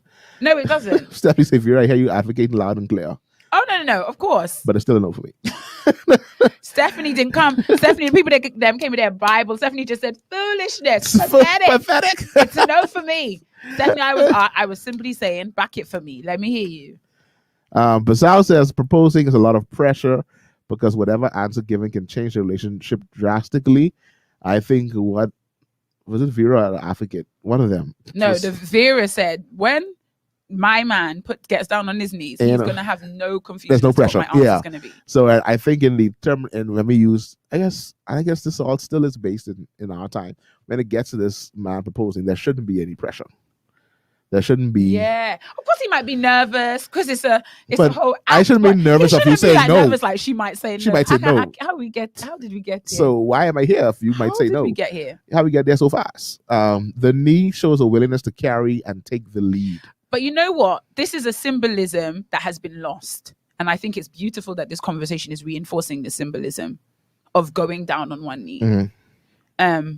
And then again, it points back to my thought. What about when there is an absence of this symbolic action or one similar to it? True. Yeah, like what if it's not there? It's not count? Because we're not happy when it's reversed, but what about when it's absent? When there is no knee. There's no knee taken. There's no, symbolic action of any kind. Yeah. If the man's got bad knees. Can't get down there. The symbolic action might be, the symbolism might be in the words that he says, in the moment of proposal. But what about when that is absent entirely? I know. While we are advocating for, while the DGMT family collectively, unanimously is saying, women them don't dabble in this foolishness, are we simultaneously saying men do? Are we at the same time saying women y'all shouldn't, men y'all should? I think so.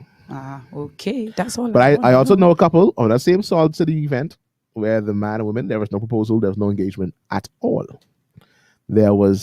We get married on this date, Lego. And that's what I was explaining. I was explaining. Lego. So we had one end, the older couple, Lionel and Chikara, who Lionel even proposed twice. He proposed for the beach girlfriend and then proposed again for wife. Oh, that is so cute. Then you Lionel was scoring pair points that night. Oh, just like, in there. Okay, and they're about to break up. He's like, no. Expedite. And then there were D'Angelo and Janae, who were like, they had no engagement at all. There was no knee, there was no prior to ring. It was like, D'Angelo got a point, he could afford one ring, wasn't two. So this ring you getting? I think Jodie's comment here was really where the beginning of Vera the Advocate's whole commentary began. This is a modern concept on which we have imposed biblical principles. Yeah, so biblical symbolism. Symbolisms. Yeah. I don't think it's a bad thing, but I think where a lot of people have neglected the symbolism because they don't do it, some people just don't do it altogether. Can we then harass when the opposite is done? Because again, the symbolism has been lost. So he said, also back in the day, I believe it's the families who sorted the marriage. A lot of us wouldn't be about that life today. I ain't gonna lie, I watched one Netflix series, right, about arranged marriages. And I was like, it makes sense. It makes sense. Takes a lot of pressure. The modern version of it, like the back in the day version, was a bit selfish. It was about the family's prosperity. But like this, listen, modern arranged marriage matchmaking, they are really thorough, and it's not like it's not that love at first sight. Not love at first sight. No, it's not love at first sight. It's called Indian matchmaking. Indian matchmaking. Because they are the champions of arranged marriage, aren't they? Because even now, so it's based upon families looking at the basically. daughter. So there's a woman who has a lucrative business as a matchmaker. Families go to her. This is our son. She has a the question is situation. She has a data bank, height, preferences. I like it. So another family will say, my daughter's looking for such and such a guy. She does all her cross-referencing and all her data analysis, and then she matches them up like that. And then of course she lets them go on dates. She'll give them 3 or 4 options. She lets them go on dates and choose that way. Takes the gimmicks out of it, takes out all the emotions that sweep you up and then drop you on the floor when you're done. Do you know what I mean? Now, I'm not saying she could arrange my marriage, but she had her algorithm looked successful. She had a little successful algorithm going on there. Listen, Vera the Advocate is advocating for a bunch of things today. Jeez Louise. But also everyone have different styles of courtship. I'll continue to mind my business. And honestly, when all is said and done, when DGMT is over, you got to mind the business that pays you. Yeah, you must. Period. As you said before, the principle has been lost on us. We're just looking at the practice. This is very true. She's not in response. And I think it's also interesting as to at what point did this modern practice take on biblical principles? At what point did we connect those two things? That was what I was going to say. Yeah, that's going to be the Delton at the end was going to be like. So first of all, when this whole proposal thing can become spiritual and talking about godly or ungodly, I haven't noticed to be spiritual at all. So that can be Delton. The Delton's take on it was like, when did we attribute the spirituality to a man asking a woman and getting down on one knee? Because I'll say this one more time before we read these last comments, and I tell you my Vera thoughts on it.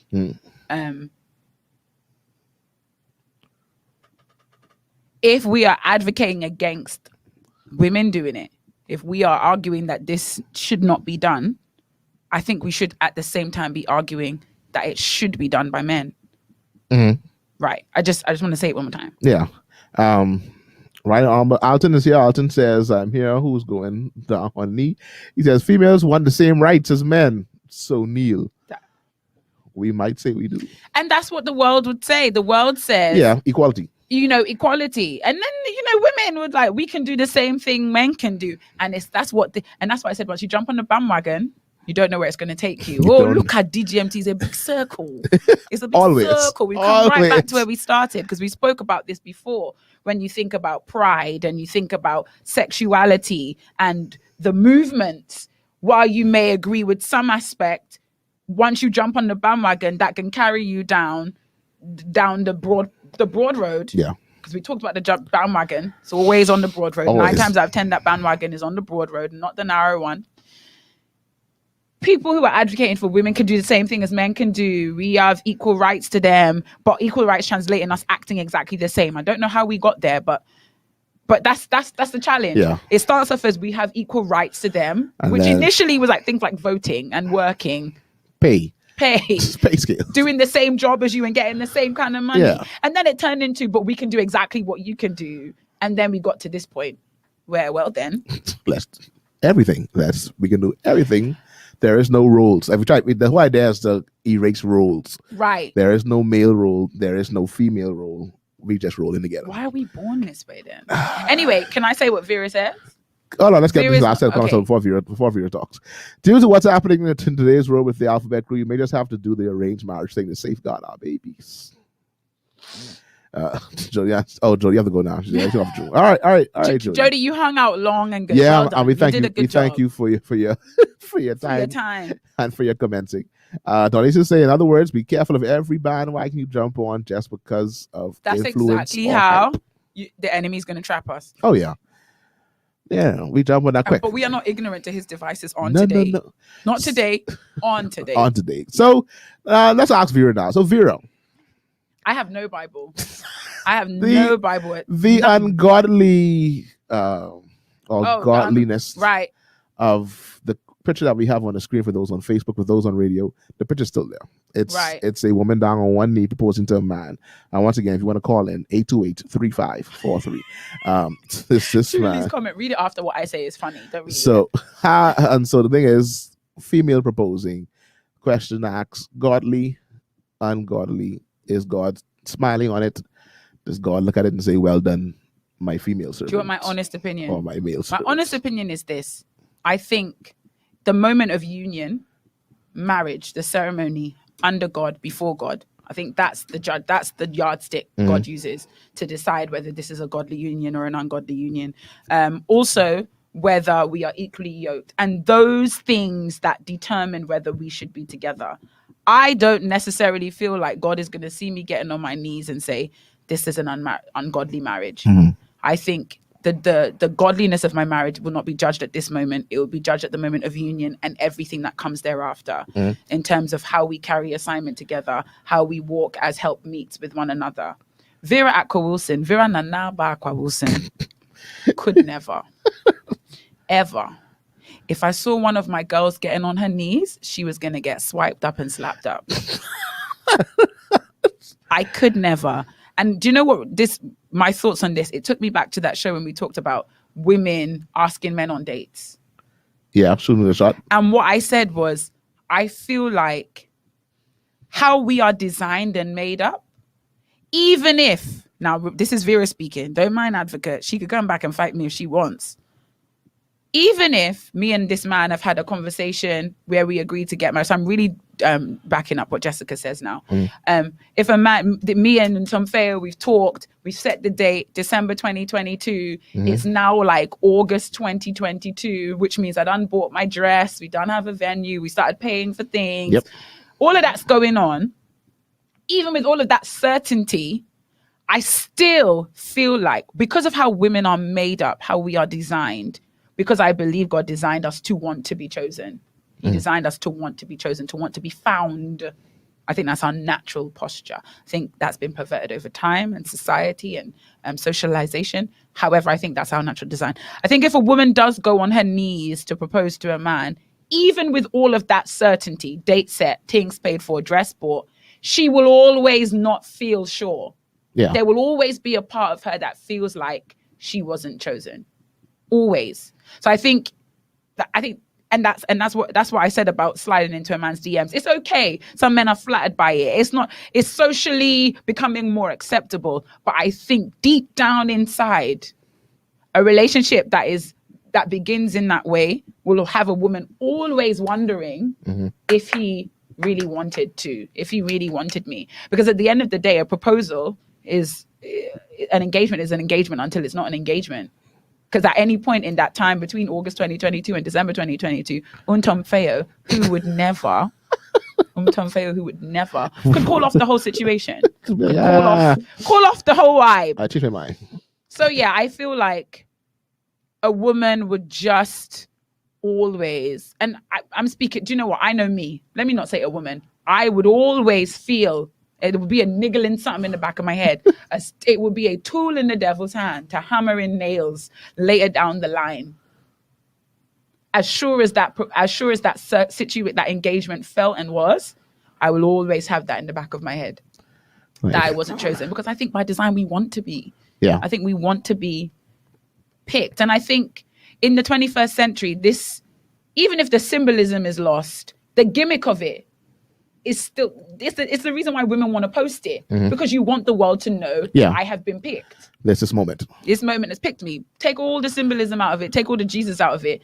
The unsaved and the saved want to feel picked. I feel like when women don't feel picked, it's a dangerous something down the line. So Basal, Julianne, Jody, Donnie, Jessica, Stephanie, the advocate was rowing, but Vera was like, 100% agree. 100% agree. Get the comments in there. I really should have been a lawyer. My God.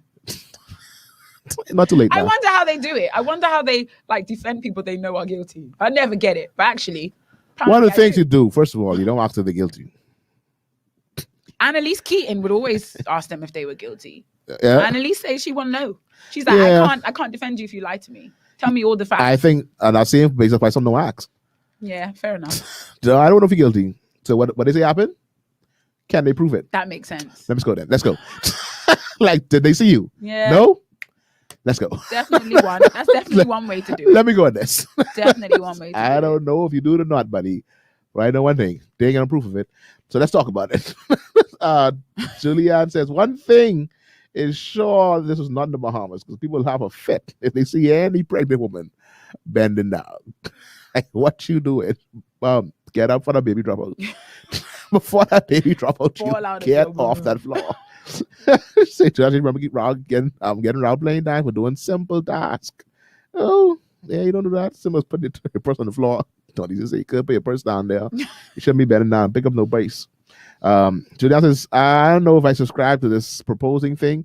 It may be pride, but you're gonna never have the opportunity to say, I never wanted this. That's what I just said. You made me do this. Never sure. Always there will always be a niggling fear. Plenty conversation will have to happen before, and I will have to know for sure marriage is what you want. Me is what you want. Because I hadn't read Julie's comments when I said what I said, because women always want to feel. We want to feel chosen. We want to feel picked. That says this is too risky. Risky. I feel like one spider just ran somewhere. But we good. We good. I see moving. That's like, what happened? What's on the floor? My peripheral vision is. That's too risky. He says, yes, you can't be sure. He says, no, and you have to scoop your shame self off the floor. I don't have the heart for this risk. I think what's what Vera, go back to what Vera said at the beginning, there shouldn't be a risk. Proposing to somebody, male, as we can typically does, should never be a fail. You should never be like, oh boy, let me see if she can say yes. If you still at that phase of your life, oh my goodness, get off the floor, sir. Please get off the floor. And just I goggled a few minutes ago, like where the actual tradition come from, and it came from medieval knights who would bow before their noblewomen, that's the whole proposing purpose. But if you go, people say we can take that. That's ours. However, mine's. You go back, not even medieval times. You go back 40 so plus years. There was no ring. My daddy proposed with watch. I think he got on his knee with a watch. No, I don't think it was. I think the whole process of buying a female a watch. I think it was some because I mean, keep in mind, you was no jewelry wearing back in the day. God. But you could wear a wristwatch. So I think back in the day, I don't think they even, I mean back in the day, like a long time ago, I mean like here in the Bahamas, some 40, 50 years ago, it wasn't even a ring. So you didn't get a ring, you got a watch in those days. So I don't think it was even proposing of a knee. So it was like, if I brought you, you know what this means? Like, I bring this watch to you. So I feel like you know maybe we need to reevaluate this whole getting on the knee and proposing thing. It's not that deep. I don't think it is. I think, I mean, honestly, I think we do this just for the gram. We do these things for the likes. The gram just started, Delton. We've been doing this long. We do these for the likes. That's why we pick public places to do it. So why we do it in front of people. Some men still do it privately. Yeah, very few. And most females, no, I don't want it private. Even if it's private, let me take some pictures. I think all of my close friends were proposed to privately. Privately? All. Privately is good. All. I think Pastor Dancelum that they are proposing at the tasting for the reception. Yes. For the food tasting at the reception. That's when the ring. I had that reference point in my mind when I was talking about couples who've already done their plan the wedding happening. Pastor Dancelum, they were at the tasting for the reception, trying to figure out what kind of food they want. And then it was like, hey, ring come out. Hey. So I think we've come to a nice conclusion on that. That's not in fast. Terms of, we don't do that here. We don't do that here. However, we got to maybe admit we've been putting a lot of weight on something that isn't biblical. To say it's ungodly, to tie it to biblical, yeah. Because it wasn't biblical, doesn't have biblical roots. People don't do it. Some people do it, some people don't do it. So to say this is ungodly, it's just not preferable. So I think. Do we add this now to the blurred lines conversation, to the gray area conversation of It's not lawful. Do you know what I think should go in the I mean, it's area lawful, but it's not conversation? expedient. Do you know what I think should go in the gray area What's that? conversation? Taking your husband's second name. Second name? Trend is his last name, his surname. The trend now is I could choose. Hyphenated. A lot of people go for the hyphen. Some people don't go for the hyphen at all. Yeah, some people go for it at all. My cousin was married for a good few years before she hyphenated her name. I still want to sit down and ask her why she changed teams. What was her profession? She stayed with her. She's a media somebody. She does media. It wasn't like if you do media. media. Please don't tell me certain professions have more right to keep their names than others. If you do marriage media, is no respecter of persons. The principle does not change because you have a doctorate, a PhD. But if you do, cut people open for a if you living. do media, please. So okay. If you hold on, are you talking about the time you've spent in a profession and the kind of things your name is attached to? Yeah. So Miss Wilson, all my lesson plans that I've made and I done put in the footer, Vera Wilson. And I've been at this for 10 years. 11 by the time my man finds me and we get married by the end of 2022. Y'all stay there. I can keep saying this. Confirmation. Because I have a bunch of lesson plans with my name on it, I must then keep my name? Or I'm justified if I keep my name? I mean, so you want to go ahead and ask the principal to give you all the lesson plans back and let me change the name on them and then print them back over and give it to you again? Well, my point is, like, no, let's keep it. I think whatever we decide as a DGMT squad, the principle or the rule is it cannot be subject to that kind of subject to that kind of flexibility. So how? But then that means you can choose either way. If you can choose because you've got a long established career with your name, you should be able to choose regardless. I just like my name. My wife still has bank accounts in Cumberbatch. Yeah, but that's because changing bank accounts and names is a lot of work. It's a lot of work for me to change my business cards, for me to change these things that I've already have for years. It's a lot of work. So I must throw all of these away. So the rule is because now my last change your name at your convenience. We're accepting that. That's all right. I'm gonna ask because questions. Again, I love that Texas comment. Texas with the comment of she's giving him her name, and we made it very deep. The going down on the knees, it's the submission, it's the sacrifice of the body of Christ. Ebola. Even though all the man dems back in Jesus' day wasn't doing none of this. None of that. They was going to the daddy. This one. How many? Max. Two go to the camel. Two go to the camel. Guys, two go to the camel. Daddy. Bring it in. Bring in 3 doves. She's very pretty. Let's throw them. So do you know what I mean? We've taken this modern thing and we put Jesus on it. Fine. It's the name of the woman and the man. So you're telling me the woman should always take the man's name. Married women in here, I want to hear from y'all because Ntomfe ain't reach. Ntomfe, he has not yet reached. When he does, I will chime in. I know what I'm going to do though. What you do? I'm taking my husband's name. Will you keep Aqua? No, I'm taking my husband's name. Like, take off filters, keep Aqua? I'm taking my husband's name. You have a middle name, so Aqua could be the middle name. Because can I tell you, just on surface value, right? And I'm not talking about accounts and stuff. I just mean, I am now known as, Julianne is known as Julianne Roll. We don't know she have Cumberbatch and all that thing. So that's because working with the banks in the Bahamas is be stress. Unnecessary kind of stress. Unnecessary, yes, but maybe on principle, she might want to change. But I feel like, let me tell you something. During the whole COVID-19 thing, when we had the lockdowns, I used to go in the food store by your name. Ma'am, you'll come back.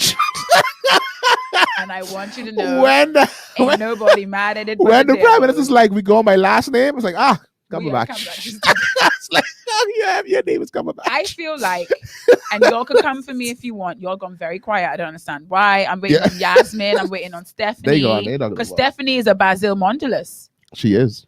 I'm waiting for Julianne, who went to the store on Cumberbatch. And I feel like documentation to an extent is questionable. It's like, what are you known by? Like, what did you put on your marriage certificate? Because I feel like, I know for me, if I was to keep my name, it's because I desire to keep some of my identity. I'm trying to hold on to a part of myself.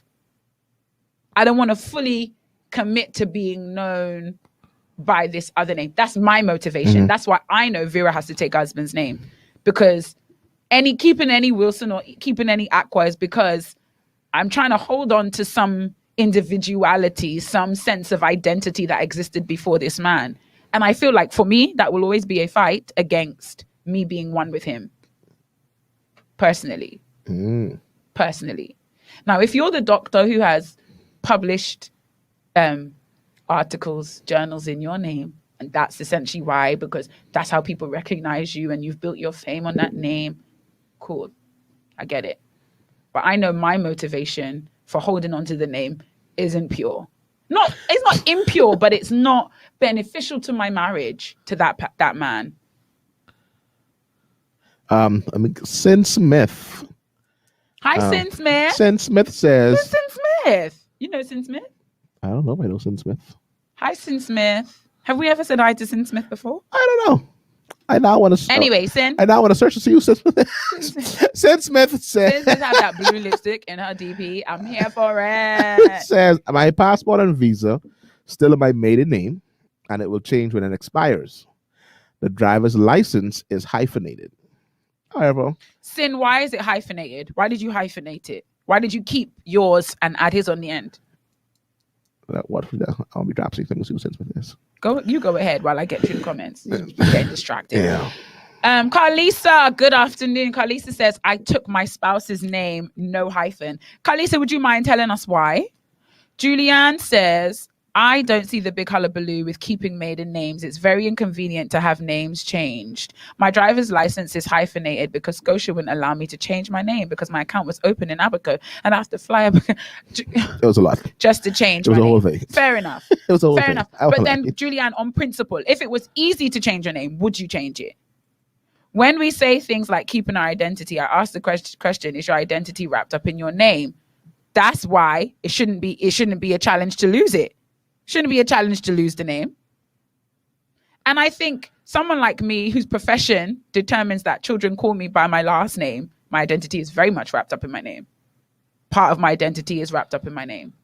Part of my identity is wrapped up in the fact that I'm African. Part of my identity is wrapped up in the fact that I live in the Bahamas. Part of my identity is wrapped up in the fact that I have dark skin. Part of my identity is wrapped up in the fact that I'm tall. I think we're trying to be deep and say, well, identity is in Jesus Christ, and Jesus Christ created all of these parts of me, and they all have a bearing on who I am. So I think your identity isn't wrapped up in your name, but your name is a big part of your identity. That's why you're supposed to give it up when you get married. Now, some people are like, why are we taking the man's name? Whoosh. Anyway, I don't know why I bust that kind of worms. I can say it's not, man. Like, well, talk about it, because all these principles of the man is the head. Does that not have any bearing on us taking his name?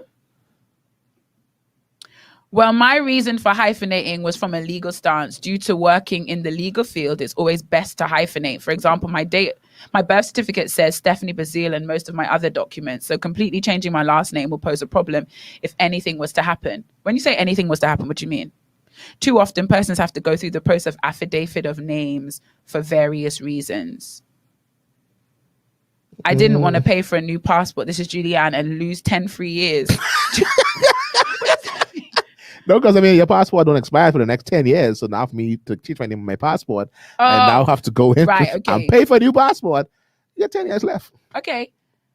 So Sin Smith, I kept it because my passport is not changed yet. This is my first time commenting. Hi, Sin. Hey, Sin. So I don't know Sin. Sin, you change it. You're going to go 100% Smith. If Smith is.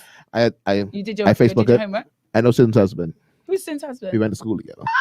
I think he's a year ahead of me from R&B. He's also a photographer. Hyphenated. My driver's license. This is Anfina Annie L. Lightborn Seymour. This is another. Love it. This is another first time commenter. Yeah, because I don't know Athena. Someone whose name I'm only just noticing. Yeah. So Athena, if you've commented before, apologies. If this is your first time, hey. Hyphenate. My driver's license hyphenated. Legal hyphenated. Otherwise, I use my husband's names. I think I'm getting the sense that most of the reasons people keep their husband's name are legal. Mm-hmm. Legal documentation.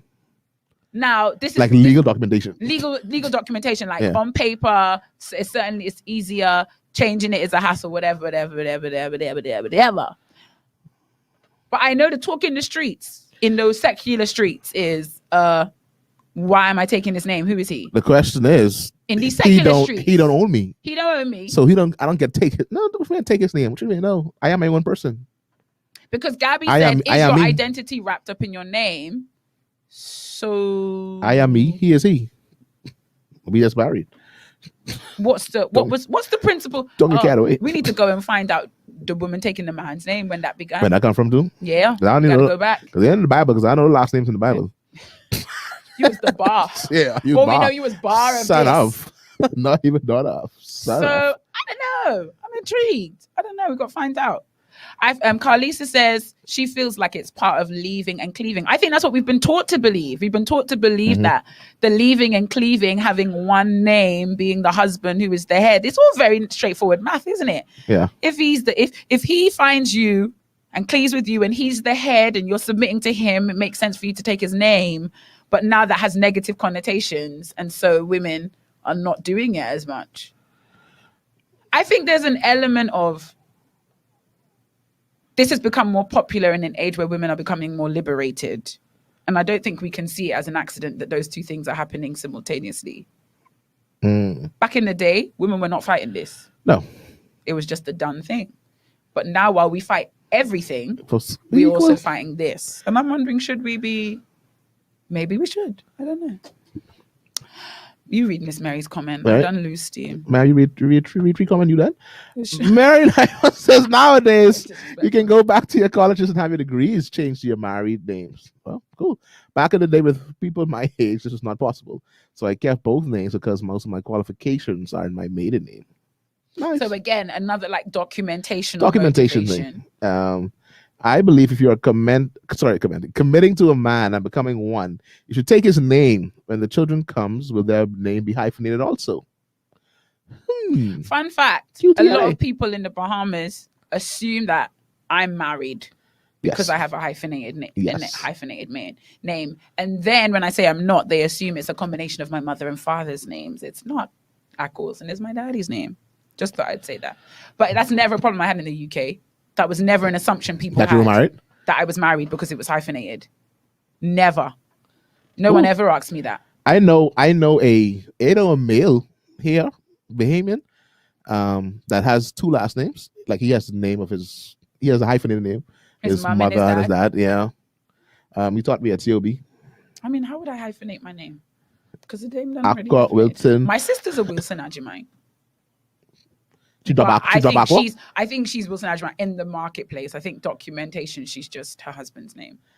Did she drop Aqua? She dropped Aqua. I was like, how you drop half your dad's name? It didn't even like. That's why I asked you, would you keep Aqua? So you keep Aqua, drop Wilson. That's weird. And I think she's already set like a precedent. Like, no. So you drop it. If you're keeping a piece, you got to keep Wilson. Mass confusion. Stephanie says, agreed. She has 6 free years left. But then, Stephanie, does that mean when your 3 years expire, you're going to change to Mondulus? That's the point. That's the point. Stephanie, is it a principle or is it just about the practicalities of a thing? Stephanie says, but with hyphenating, I still took on his last name. Stephanie, I have a question for you. Because you're here. And I know you. Facebook ain't legal. Why you hyphenated on Facebook? Facebook ain't a legal document. So why did you choose to hyphenate on Facebook? So someone like Julianne has all her documentation in Cumberbatch. A bunch of her documentation come back, but on Facebook, she's roll. So, question. And that's why I said, is it about the practicalities and the conveniences, or is it about the principle? Because Facebook is not legal. Facebook is social media. It's for fun. Well, it should be for fun. So why did you choose to hyphenate on the Book of Face? Anyway, Sin says I will change to Smith, my husband. He might catch feelings if I don't. And then the next question is, why husbands catching feelings when the woman don't want to? Because you didn't leave your daddy house.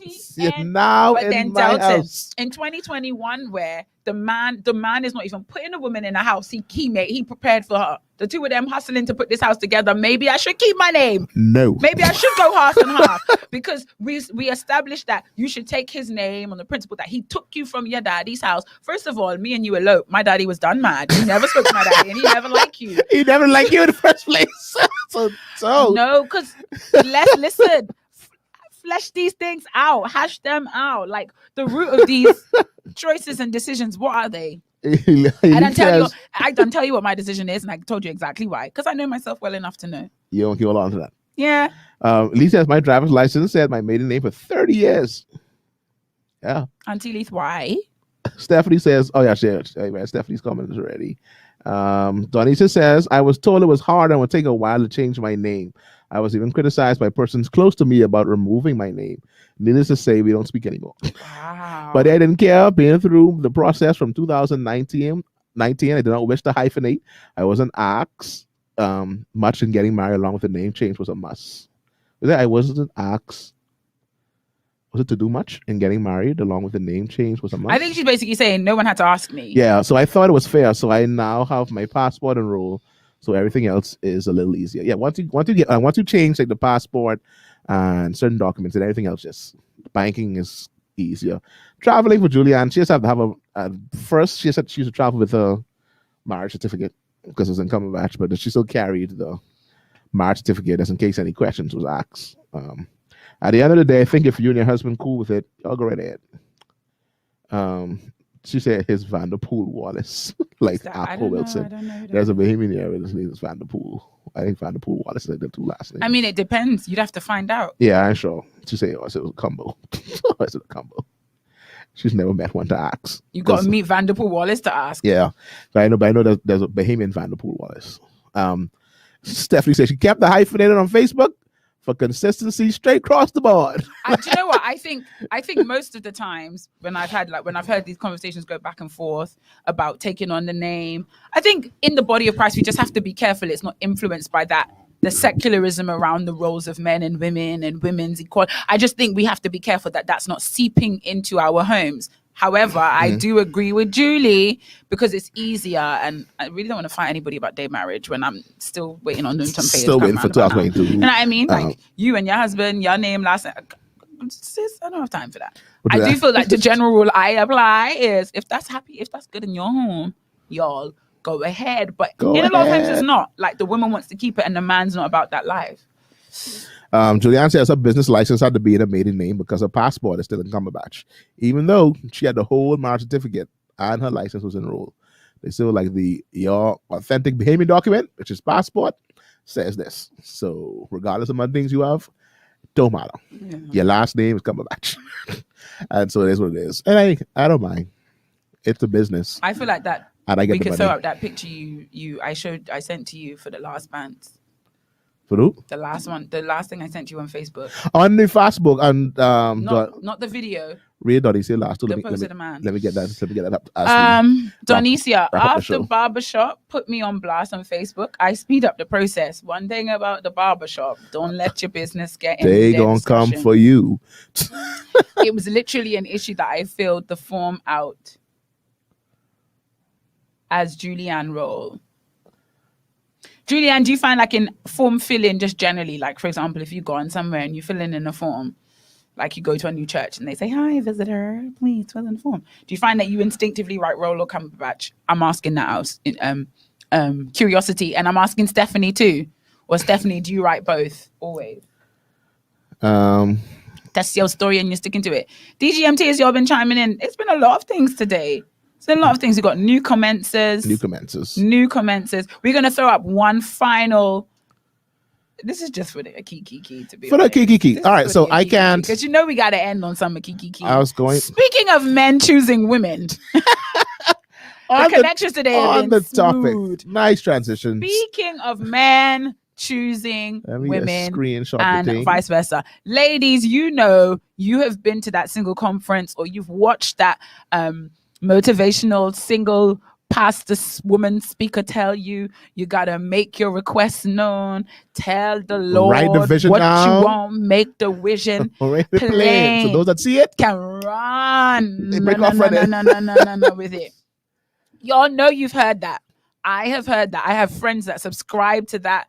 Some have done it very successfully. I always feel a little bit inadequate when I don't have a list. Because I don't necessarily have a very explicit list. I've got some general wants and desires that I'm just throwing out there. However, we know that this is a thing. It's kind of a promoted ideal in the realm of single Christian women. Mm-hmm. We have a young brother on Facebook who has apparently been to the same conference we all He have wrote, been to. he wrote the vision now. He wrote the vision. He made it plain. If you got a problem. Unfortunately for him, he did it on social media, but let's see how we feel So about this it. is the picture of Rev. Rev put his picture up there, and it was a nice prayerful pose. As you can see, hands clasped together in deep prayer.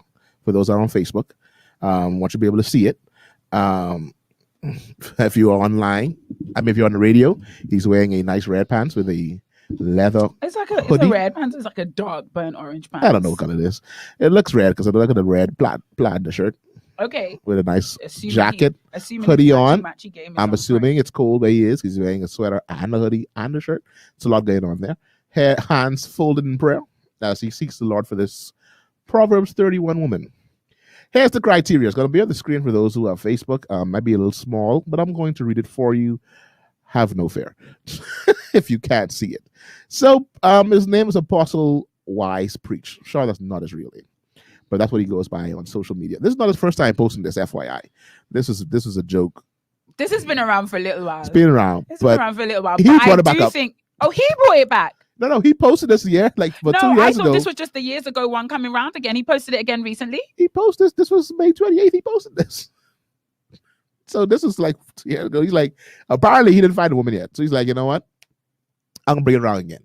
So here's the criteria. We're talking about before he gets down on one knee, before he breaks out, before he proposes. Here's the criteria. Apostle Wise Preach looks like he's a get on one knee kind of guy. Oh yeah. He looks like he would do that for you. He proposed once he finds that you meet this criteria right here. Here's what he says. For those who may want, you have 19 things. She must be Christ-centered. Absolutely gorgeous. That right there. Yes, sir. Yes, sir. If my husband can't tell me I'm absolutely gorgeous, what are you doing here? That's the first two things that you need. What are you good for? Christ-centered, absolutely gorgeous. Boom. In that manner right there. I have no problem with those first two. Can sing, worshiper. Yeah, I don't like how he denied. I don't like that. What you mean? Why he do slash like the two things are equal? They're not. I mean, I need you to be a singing worshiper. Apostle. That's better for you. Okay. Wants to be a singing worshiper. Okay. African queen or mixed race with a stunning smile, which means he doesn't want the Caucasian. Do you know what I'm starting to realize? I feel like Apostle Wise Preach probably could have had 25 to 30, but he tried to narrow it. Yeah, he didn't want to see it. So he bundled some of these. He didn't want to overdo it. Like he bundled, like mixed race, stunning smile and brackets. Smile. Like, are we bundling the that don't color go of her together. skin with a stunning However, smile? you know what? He didn't make it too long. Okay. He had 50 cents. He didn't do 21 questions. He just wanted to make it 19. Okay. So between the ages of 22 to 27. So he doesn't want it. So you had the question. You done. Oh man. There's a few things here that's going to Past disqualify the you. expiration date. Actually, all of these so far I'm meeting. No. That's me. Not one that's going to between 22 and 27. You out. No, absolutely. He loses me at 5. No Up until kids. 5, I was there. Absolutely no kids. You back in now. Love Jesus more than anything else. I think Christ-centered would have covered that, but apparently not. Anyway. Right. Can cook and is tidy. Don't be nasty. He needs an intercessor, one that's going to trouble the throne. Ma'am, you back in. It's between 5 feet and 5 feet 5, and you're going. Just like that. Thanks for coming. Julie says most of these things are subjective. I'm wondering if they are. Never being married before. Doesn't want you to be there. Doesn't want to use goods. However, quote, the unquote. next one, preferably, I wanted to be a virgin. That's a dumb topic for another day. Are there any more left in the world that we're looking for? No, Delton, you are not bringing out. Anyway, submitted. Don't worry, I won't allow him to do it anymore. That's a discussion that we will have here on DGMT at someday. How when you bring in your special guest, July? Is it time for July? Yeah. Like when you're looking now as a millennial, should that be you on know your Mauritius list? having the hot girl talk summer? That could be the hot DGMT. Summer. And you're looking down. Hot tea summer. Is My God, it's hot, but the tea hot too. Is there another? As they say in the church world, is there another? I don't like you. Submitted and great listener. Submitted, I understand, great listener. That's not together, but I understand you put them together. Is willing to travel the world to preach the gospel of our Lord Yeshua. To preach the... I don't know if she probably has to preach. I mean, that's probably his assignment. He wants to know you will come along with me. Let's go. As I preach. Let's go. She must be congenial and meek-hearted. Right. She must have wisdom and discernment. Right. She must have a heart for people. Right. Must be modest and not exposing her body on social media. No twerk queens publicly. Time out. You should have said Time out. Public twerk queens. Time out. He called them what? Twerk queens. Oh my God. Sir, I'm not gonna lie to you, Apostle. You might want a private twerk queen. Just say each person said no public twerk queen. No, he did say social media. Yeah, but I think twerk queen. I think the queen is the queen part that makes it I think social the queen media? indication is Public? the fact that It's you public? Okay. Right. I understand. Natural beauty. Natural beauty. No makeup, foundation, or implants. No, he said foundations. Sorry, no makeup, foundations. He probably doesn't need a woman who has makeup because foundations. Guys, come on. Or implants. I need natural beauty. You feel me? Funny emoji, laughing emoji. As the caveat, he's like, hey, I cook, I clean, I have my own place, I have my own car, I am financially stable, I preach the gospel of Yeshua, I write spoken word. You write, okay, poetry. Yeah, no, because you got to write the spoken word before you spoke it. So you write it, then you write it down, and then you spoke it out loud. He writes songs, and he's an author, so he's a writer. I have no kids. I am also a videographer, photographer, and content creator. Very funny. Okay. No, I am very funny! Exclamation mark. Exclamation mark. The rest is for my queen to discover. I was born in Nairobi, Kenya, but I live in America. What you pointing at me? I ain't from Nairobi. You Africa. If that is you, oh my God, submit your application for review, and someone will revert at earliest convenience. He needed the laughing emoji right there. Might not be me. However, somebody gonna ask you. I feel like DGMT has made me very, very controversial. Please watch my criteria video. He has a criteria video. We needed to watch. Thou shalt also decree a thing. He used the scripture to close. And it shall be established unto thee. And the light shall shine upon thy ways. Job 22:28. Do you have what it takes to marry a prophet? Get the comments. Some of the commenters. I love this. I love it. Get your own comments. I love it. I love it. I love it. Marisha say she's been waiting for this. Julianne say, wow, Apostle just threw everything out there. And my question to you, Julianne, is why on earth not? Why on earth not? We already talk about how y'all use social media for everything else. Y'all go on dating apps and dating sites, and then you gotta figure all of this stuff out. This man have 19 criteria. Imagine he have to be on the dating app. He gotta be on Hinge or Plenty of Fish or what's the next one? Tinder, whatever the people them using, and he have to figure all of this out through one of them little WhatsApp. Christian Mingle. My guy says, you know what? I know what I'm gonna do. So Julianne say he threw out everything out of there. I say I don't see the problem. Marisha say no twerk queens. Apparently, that is something he's very passionate about. I'd like to point out a few things. I'd like to point out the fact that this is carefully laid out. This is not sloppy. He's got his spacing correct. He's capitalized every letter of every word. This was very, very well thought out. This was not done slackly.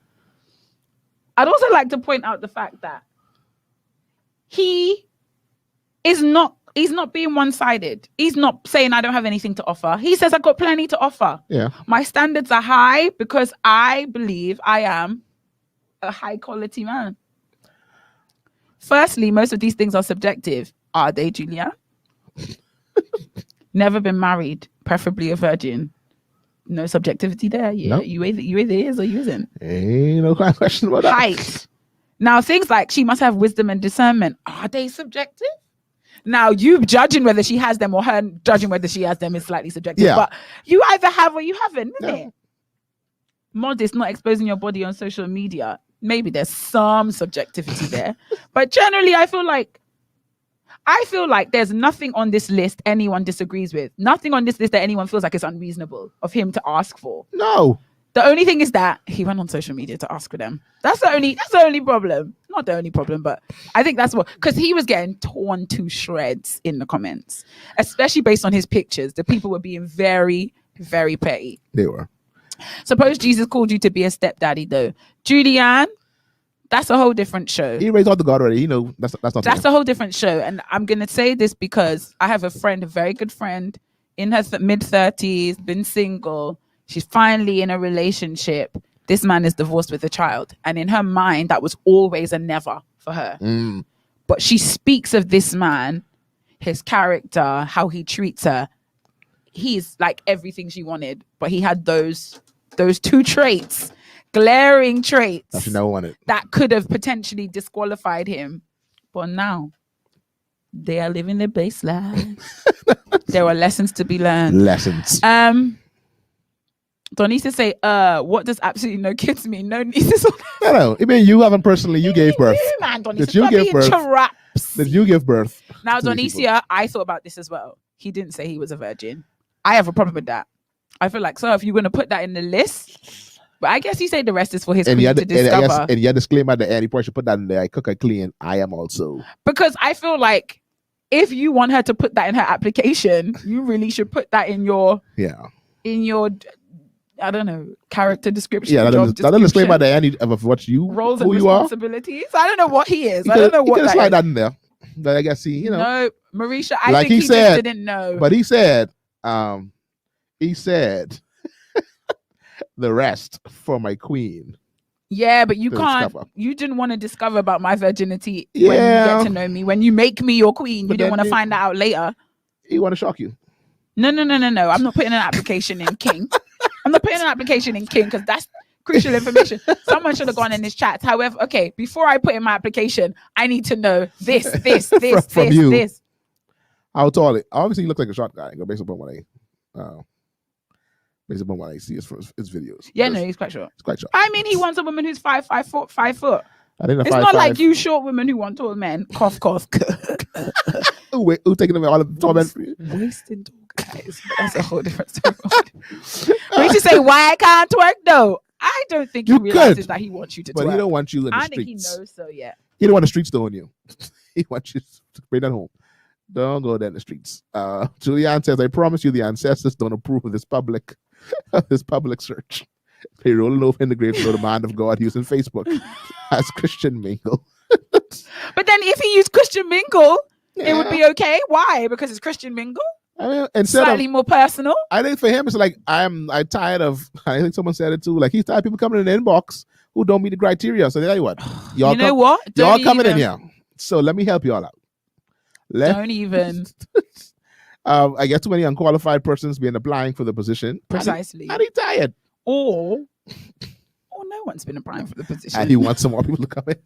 He's like, y'all weren't applying because y'all didn't know what we were looking for. No problem. I got you. Say less.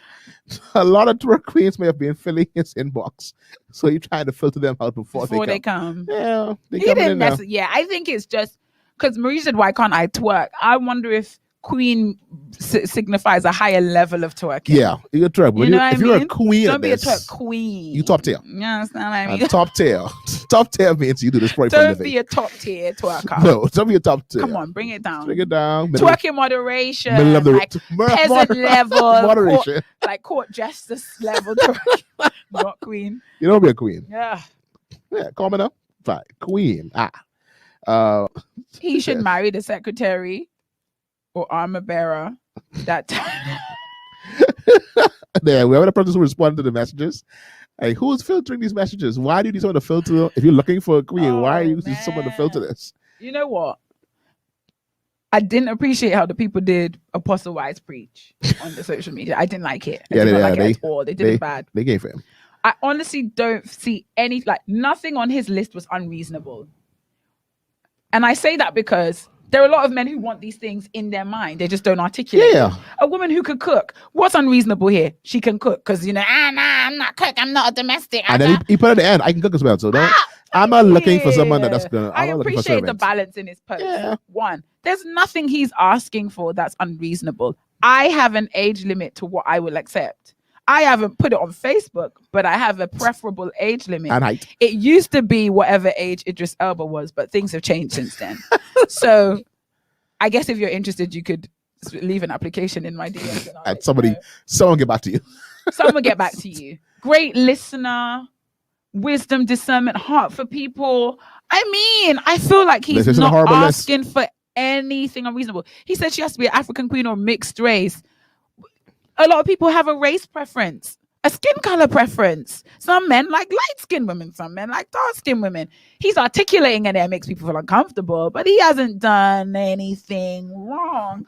I think controversially, people might say natural beauty, no makeup. Okay, if you wear makeup, don't apply. He likes women with no makeup, just like some of your husbands like you with a certain kind of hairstyle and a certain kind of, I just feel like he's articulating and it makes people feel uncomfortable. Yep. The woman who fulfills all this criteria is not going to be in any way offended. Nope. It just might be he's not her type. Julianne says he said preferably though. He didn't say a must. I know. I found that. I found his use of kind of imperatives throughout the rest of this. Yeah, and that was like, and that was just could be, however, if not. That's hilarious. If not. My only issue with this entire thing was the application. That's where he lost me. That's why I was like, sending something in. Preach? This is why they can drag you. Yeah. This can drag you. Application, and then I'm not the one who's even checking the application. Yep. Somebody else is going to get to you. But that's like that was the end right there. Yeah, but I feel like everything else, people on social media leave Apostle Wise preach. Now I'm really sad that a year later Apostle still has to post this. Yeah, no one met the criteria. A bunch of tall. That hurts. A bunch of tall, conky people just keep coming in his post. He's like, I don't want the tall, conky, white twerk queens. That's all he getting. He keep on coming in there. And he's tall, like, no, I don't want any of you. And so put it back out there in the streets. Anyway, folks, thank you so much for tuning in. We did this whole show. We did no breaks today. Y'all got the full DGMT. And so at the end, we got to play all the videos that we normally play. We got to compile all them at the end. Because we didn't give y'all any videos. Oh my God, today. we did not have a break. We didn't have a break. We've been going hard straight for 2 hours and 10 minutes. To that DGMT listener who tells us we don't be on long, we ain't stopped today, 2 hours. 2 hours straight. No commercial breaks. At work, I speak for 10 minutes and I need to take a break. How do I manage to go this hard and this long on DGMT? But thank you for all of those that like and share the show and those who are liking and not commenting but lurking. Thank you all, man. I appreciate you all for us being here. I saw Jaquay was here earlier. The bubbler. He was in here. Awesome. Celebrity. I probably should ask him to come on the show. He could be. Yeah, he liked it. Tell him to come be. He's a celebrity though. I probably gotta pay him. He's a celebrity, and I don't feel like he's a consistent enough listener. And I gotta pay him. I gotta listen, but I probably gotta pay him. These guys are they celebrity. No, not Quay. That was very shady. Yeah, it was shady. Quay, I was not. Quay, my boy, man. I like Quay. Quay's my boy. DGMT is we heart y'all. So we have something special coming soon when Delton gets it together. Real soon. I have a feeling this week. I feel it next. The week coming when we come on the show Saturday. This Saturday coming. I feel it. So y'all stay tuned. Excitement. Tuned. Don't miss it. Don't miss it. Because you don't. Anyway, you never know.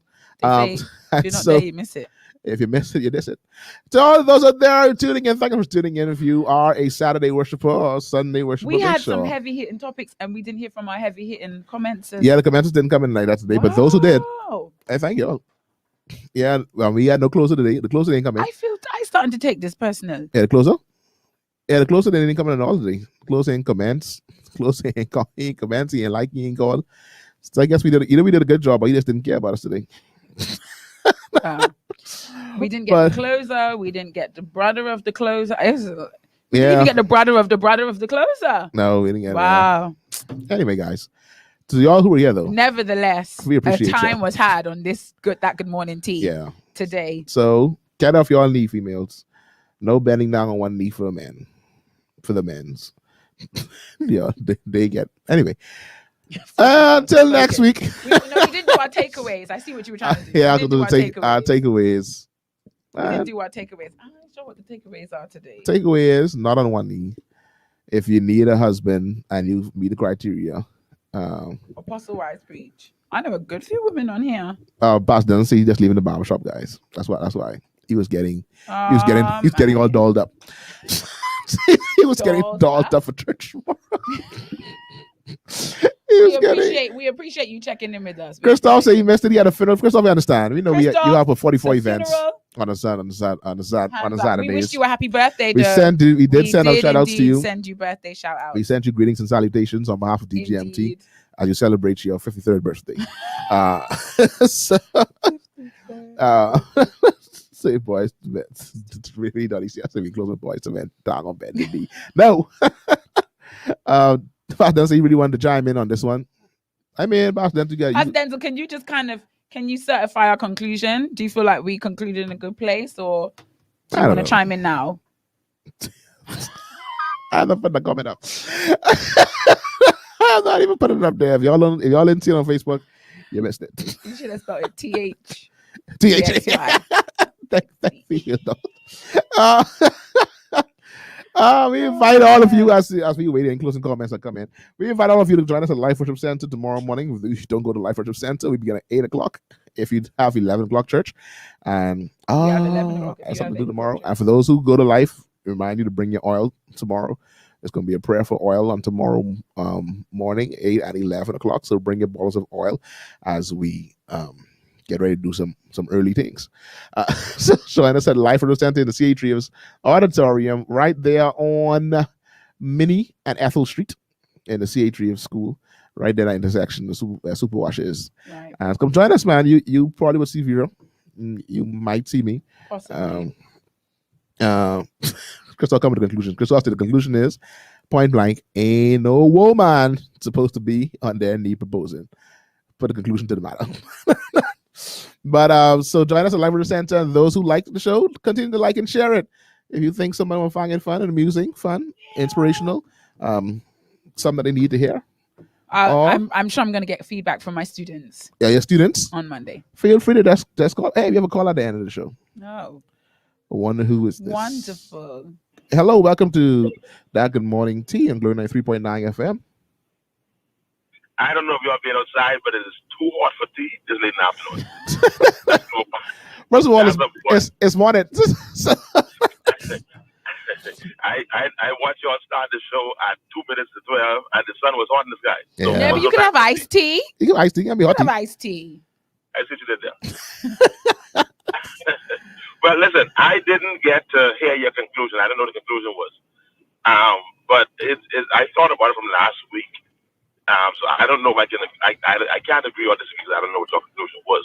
But my fear is from this, on a serious note, is these things become fad so easy and they catch on so quickly. And this is something that can very easily catch on because, number one, we have a lot of young men that are not trained to be men, are not conditioned to be men. They are pampered by their mothers and coddled and don't have the male influence to know to take responsibility. Mm. So a lot of them don't know how to be men and to take the bull by the horn. That's on the one side. So that alone makes this a very viable option for a lot of females. Where these guys are just slunking and playing. So you know what? Let me speed this process up. So if this, and it probably will continue to move on, it's going to, I don't want to say vicious, but I think it's going to become a fad. It's going to become the thing, one of those things that actually that will inundate us with these incidents happening. The problem with this is how it can erode the God intent of marriage. It can erode from the standpoint of taking that responsibility from the man when it comes to being the one that covers the house, the one that assumes the responsibility for the house, the one that the scripture calls to be the head. And I know I could tell this I missed I'm sure there was a lot of jesting and a lot of wonderful jokes that I would listen to later on. But from a serious standpoint, this has serious spiritual implications and scriptural implications. If this becomes the norm, whatever you build your foundation upon will determine the stability of the house. And if this is the foundation, I mean, the engagement is really the foundation. That's when we start to build foundation now for the house going up. Dating, we ain't sure, we ain't know what's going on. That engagement says, all right, we're getting ready to build this house. Like, we're really building this house. building on that premise, I even get to the significance now of her giving him a ring. I mean, that in and of itself goes to another level when it comes to the God view of marriage. So I hope that conclusion was consistent with what you guys said, and I'm truncating it because I know y'all have been there for 2 hours and 15 minutes. So I really wish I really wish you were here early too, so you gotta hear some of the. I mean, because some of the things that you said was that they were mentioned earlier, that you just said, and I think we talked about it from the standpoint of looking at even the origin and this whole idea of proposal, looking at different scenarios where there was no engagement at all. We talked about that as well, where there are people who married and still married now, where there was never this idea of getting down on one knee. Yeah, so we were talking about how if we argue against the reverse of tradition, which is the woman doing it instead of the man, should we also be arguing for the practice of the man doing it to be maintained? You understand what I mean? Because if we're arguing for the reverse of the man doing it, we should also be arguing against the absence of the man doing it, or should we not? I don't think this is a case where the converse is the inverse leads to the converse. I don't think that's the case. I don't think that because we're saying that the woman shouldn't, that the man should. Meaning that, I mean, it's cool. I don't want to put should next to that. What I want to put that if it's going to be done, it has to be the man doing it. Okay. That's where I am. It has to be. If I'm anybody who I'm engaged with, if I'm involved with their counseling, their conversation, their leadership, their covering, if I have any authority in their life, my main thing gonna be, no man, that's out of order. Don't do that. Don't do that, because I need you to do it. Number one, you done taking responsibility because you ain't moving on this thing yet to console this woman, put her at peace that we getting married. You're slunking with that. Mm-hmm. And now further on top of that, now she bending down and asking you for your hand in marriage and this and that. You are signing off on your own emasculation. Mm. You know, so there are those persons who probably don't know the teachings and the philosophy of Pastor Dennis for saying they probably will say I'm a male chauvinist. Of course. I cannot help them for their ignorance in that regard. We don't have the kind of time to deal with it. No. I mean, and it really is ignorance. If that's what they believe from what I'm saying, it is what it is. Those that know me know what I teach, know I believe about the two becoming one and the principles of marriage, that we partner together. There is only one head. The head of the marriage is God. That he's the head of the man and the woman. And the man's headship comes from his submitting to God's headship. Right. And that we both are helpmeet, so we understand all of that. But there are still some principles that we can't cancel out. There are still certain principles. There's still a responsibility for that man as he covers his house, as he's the one that protects his house and is the shield for his house, that he has a responsibility that he must keep. True. And we have to be careful when we throw away certain principles and we handle them loosely, because it can come around. Pastor Denzel, isn't the man not doing it at all equally dismissing or throwing away the principle or handling it loosely if it's not done at all? It ain't. I can't stand. It's not. Oh, Pastor Denzel is in the studio, people. 2 hours and 22 minutes in. Yay! I had a thing this morning. And you know, when I heard you opening door, I was like, Pastor Denzel, ready? From the head of the door closed outside, I was like, easier. In my mind, I was like, that was the quickest drive out east ever. You look clean, sir. Thank you. Dolled up? Like a doll. That's it. A very sexy male doll. A very sexy male doll. See, I mean, engagement. What is the camera? I was fixing the mic like it's the camera. I want to be careful saying that engagement is spiritual. Uh-huh. Yeah. See, I want to be careful saying that. But what I'm saying is the premise. That's what I'm talking about. If we can set this premise of this engagement thing. So when I say the man has to do it, that makes it like that's a spiritual thing. Now you got to do that. I ain't know if I can necessarily do that. Saying the woman doing it is a spiritual thing. No, the woman doing it now jeopardize. Remember I said it erodes. It can erode. Okay. And we spoke about that too. How a lot of these, how small acts develop or snowball into bigger principles. One of the scriptures we learn in church, and to this day I don't know where it is, but I know it in the book. I hope it was right. You never tried to Google it? Small foxes. The little foxes that spoil the vine. Spoil the vine. I never look for it. I just know all them people can't lie. It's in there. It gotta be in there. Some proverbs. Somebody had to say I had it all my life in church, so I know they lie. I never look for it. Somebody said they quote that in church all around the world. It's somewhere in the yeah, man, them small fox, they spoil the vine. It is written. It is written. Yeah. And then the book goes further to say I'm shocking. and Jesus said this, and then Paul comes and echoes it. He says, a little leaveneth will leaven the whole lump. But Jesus talks about that when he talks about watching the leaven of the Pharisees. And then Paul talks about it. I do close. I look fat. I'm glad you put it there so I can see. Yeah, I put it there. Thanks. Goodness. Jesus. No, I look fat. What? It's better now? Oh boy, let me get further back. I work at 2 hours in the gym like that. I doing too much work to look that fat this man. Yeah, so no, Paul says a little leaven the whole lump. And so we gotta be careful how we set these premises and set these foundations, because they come back to bite us down the road. So does she propose to him and then she gives the ring back to him? So I only do this to speed you up now. Okay, you back in charge now. So because I never thought about that.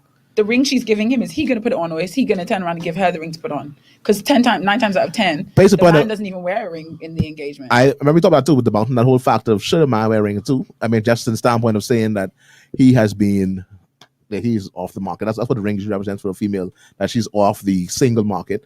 So why doesn't a man wear an engagement ring? I know, and that part there is ain't spiritual.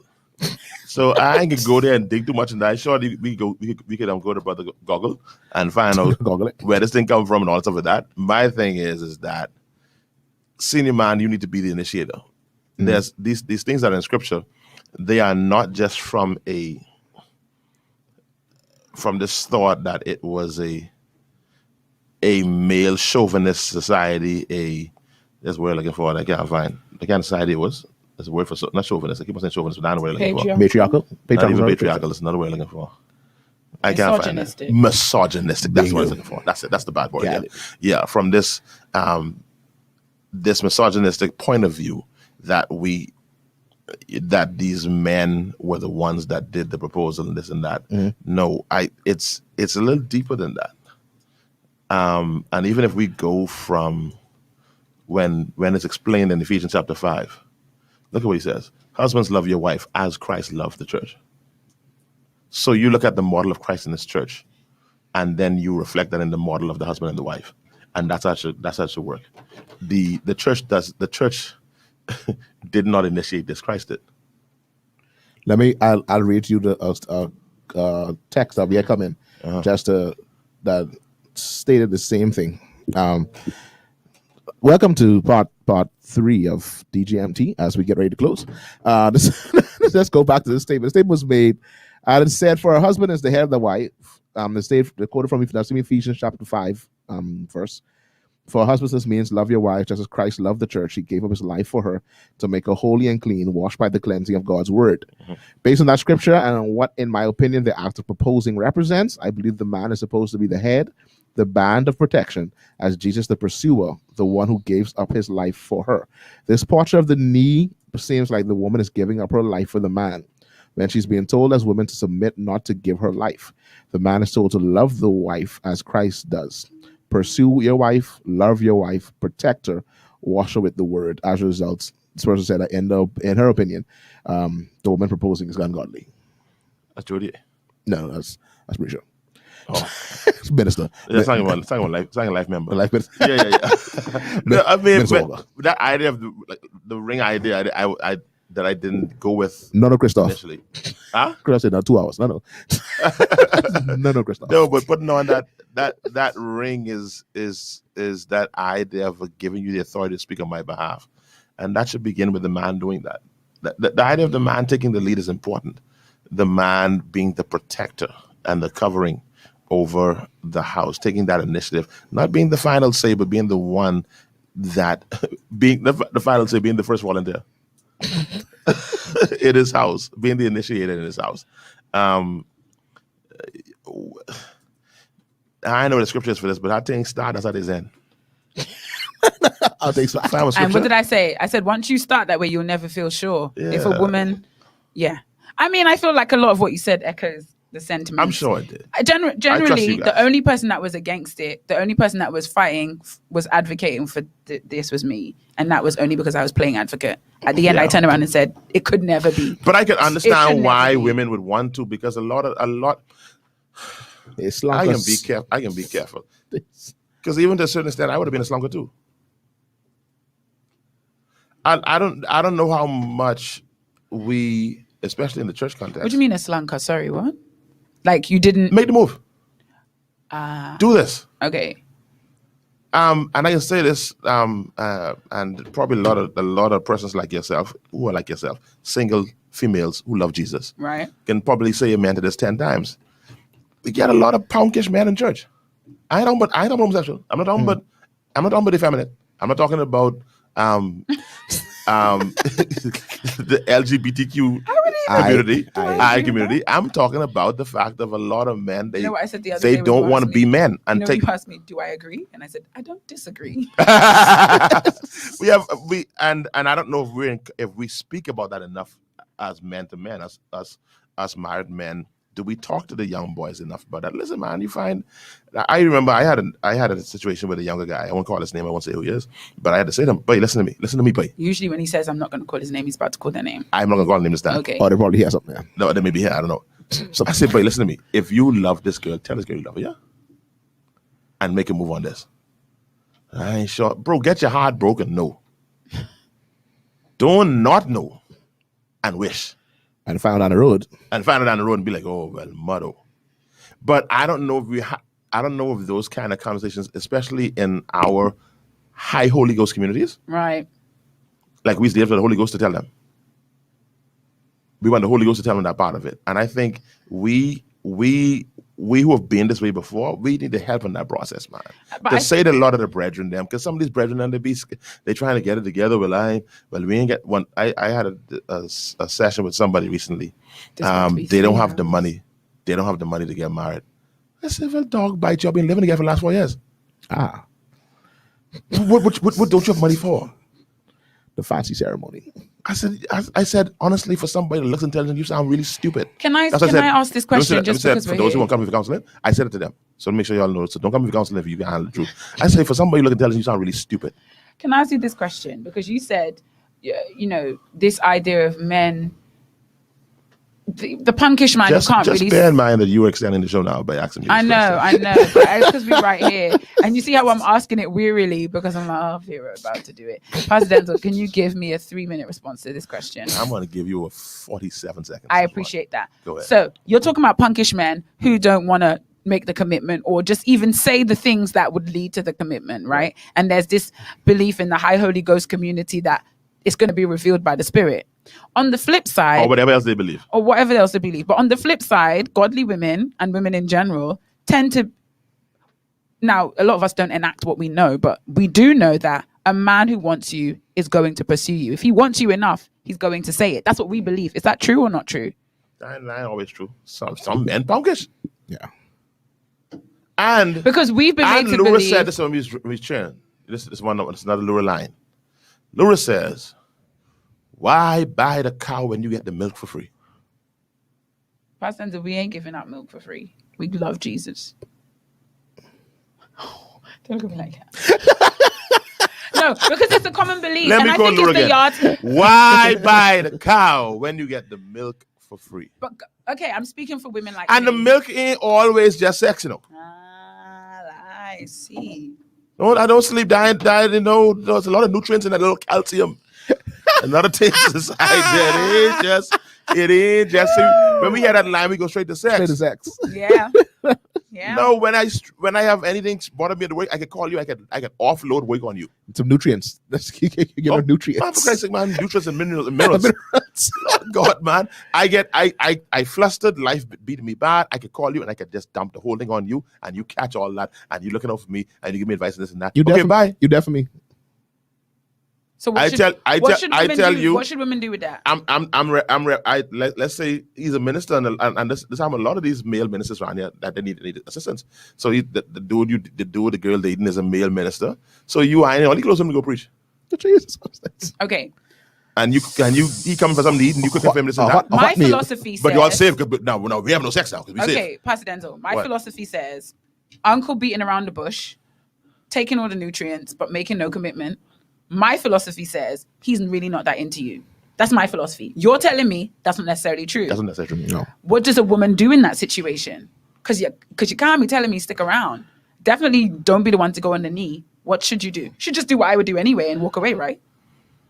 Not necessarily. Nah, you see, we need solutions. No, that's it, because that's why I said that you have the Denzels and the Deltons and the other men in the church who have not helped these women out by helping mature these young fellas. So what do we do? So that dude ain't necessarily right off. I mean, because we got a lot of things. Though we forget him and wander away. Tell me what I do, yeah. Still, he does love us. Because he's about to get written off. Find the male influence in his life, or who should be that male influence in his life, and then that authority, and talk to them. Oh, yeah, powerful. I mean, hold on now. Is the one he kept for me that important? What do you mean? Is it that important to have the one he kept for me? And am I willing to just walk away from what he may have kept for me, but it just ain't ready yet? So we got to go back a step and check and make sure he's the one he kept for me. Right. Why would you send me a slunker, Jesus? Come on. All this time? Got you. So because check if we are he's the formed one. outside of our gardens. Wow. The ref. All right, giraffe. We are formed outside of our gardens because you're not that mature either. So I need to break the pride in you to show you that you're going to need to work and help this man for what he's called to do. So you think you're so amazing that why I ready and he ready? No, you're not ready. So God can show you ready, because let me show you now how to come down from your high horse and walk with this brother in this area of his life to get him where he needs to be. I was about to say something so petty. I'm not going to say it. Okay. Step one, identify if he's the one he kept for you, because then otherwise it would be a waste of energy. Mm-hmm. You'd be humbling yourself for nothing. Yeah, you'd be getting your loss. It's a lot of humbling, only then for it not to be the one he kept for you. Like, Lord, but once you never get the God. Once you feel like, that's a good point. So once you've identified he's the one he kept for you, find his male influence. Find the male influence. If it ain't moving right, talk to male influence. A lot of times that female influence may not be the right one. If it's just for me, that could be a problem. See if we can find that pastor, that person who has access to them. This is so powerful. I mean, it is so powerful. We can pray. No, find the. And let me say this: you as a female, you got to be careful connecting with a man who don't have a male influence in their life. Some male person that they look up to who has their ear. But you tell me he's the one he kept for me. Yeah, God send one who. God, that's what I'm saying to you. Why are you sending one? That means the male there. You think God only sends men who have a male influence? You have somebody there. You have somebody. There's somebody there. You just gotta find a person. You find a person.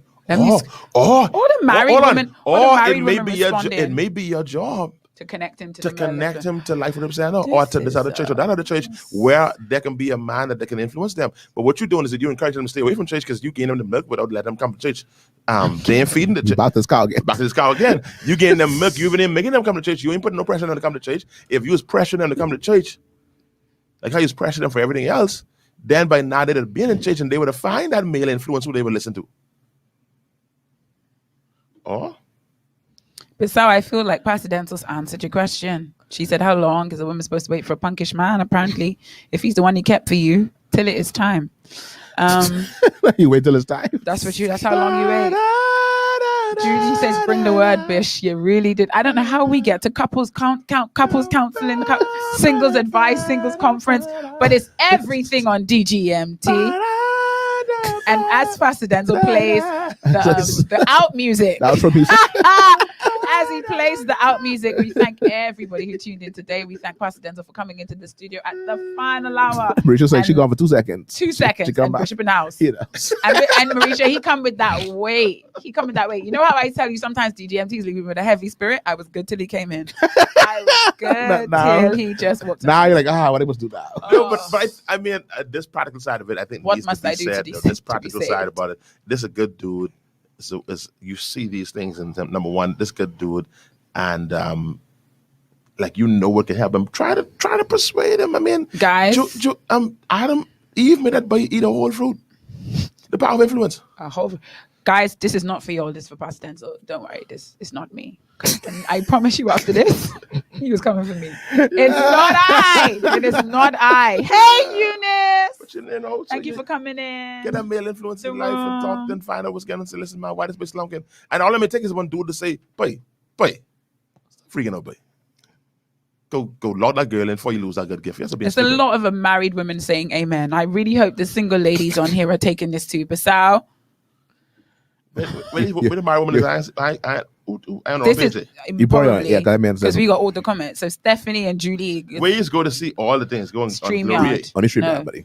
On the StreamYard. Or I on Delton page now, so go on Glory page. So it's really Basal here taking the good good advice. I know Marisha, she probably writing notes.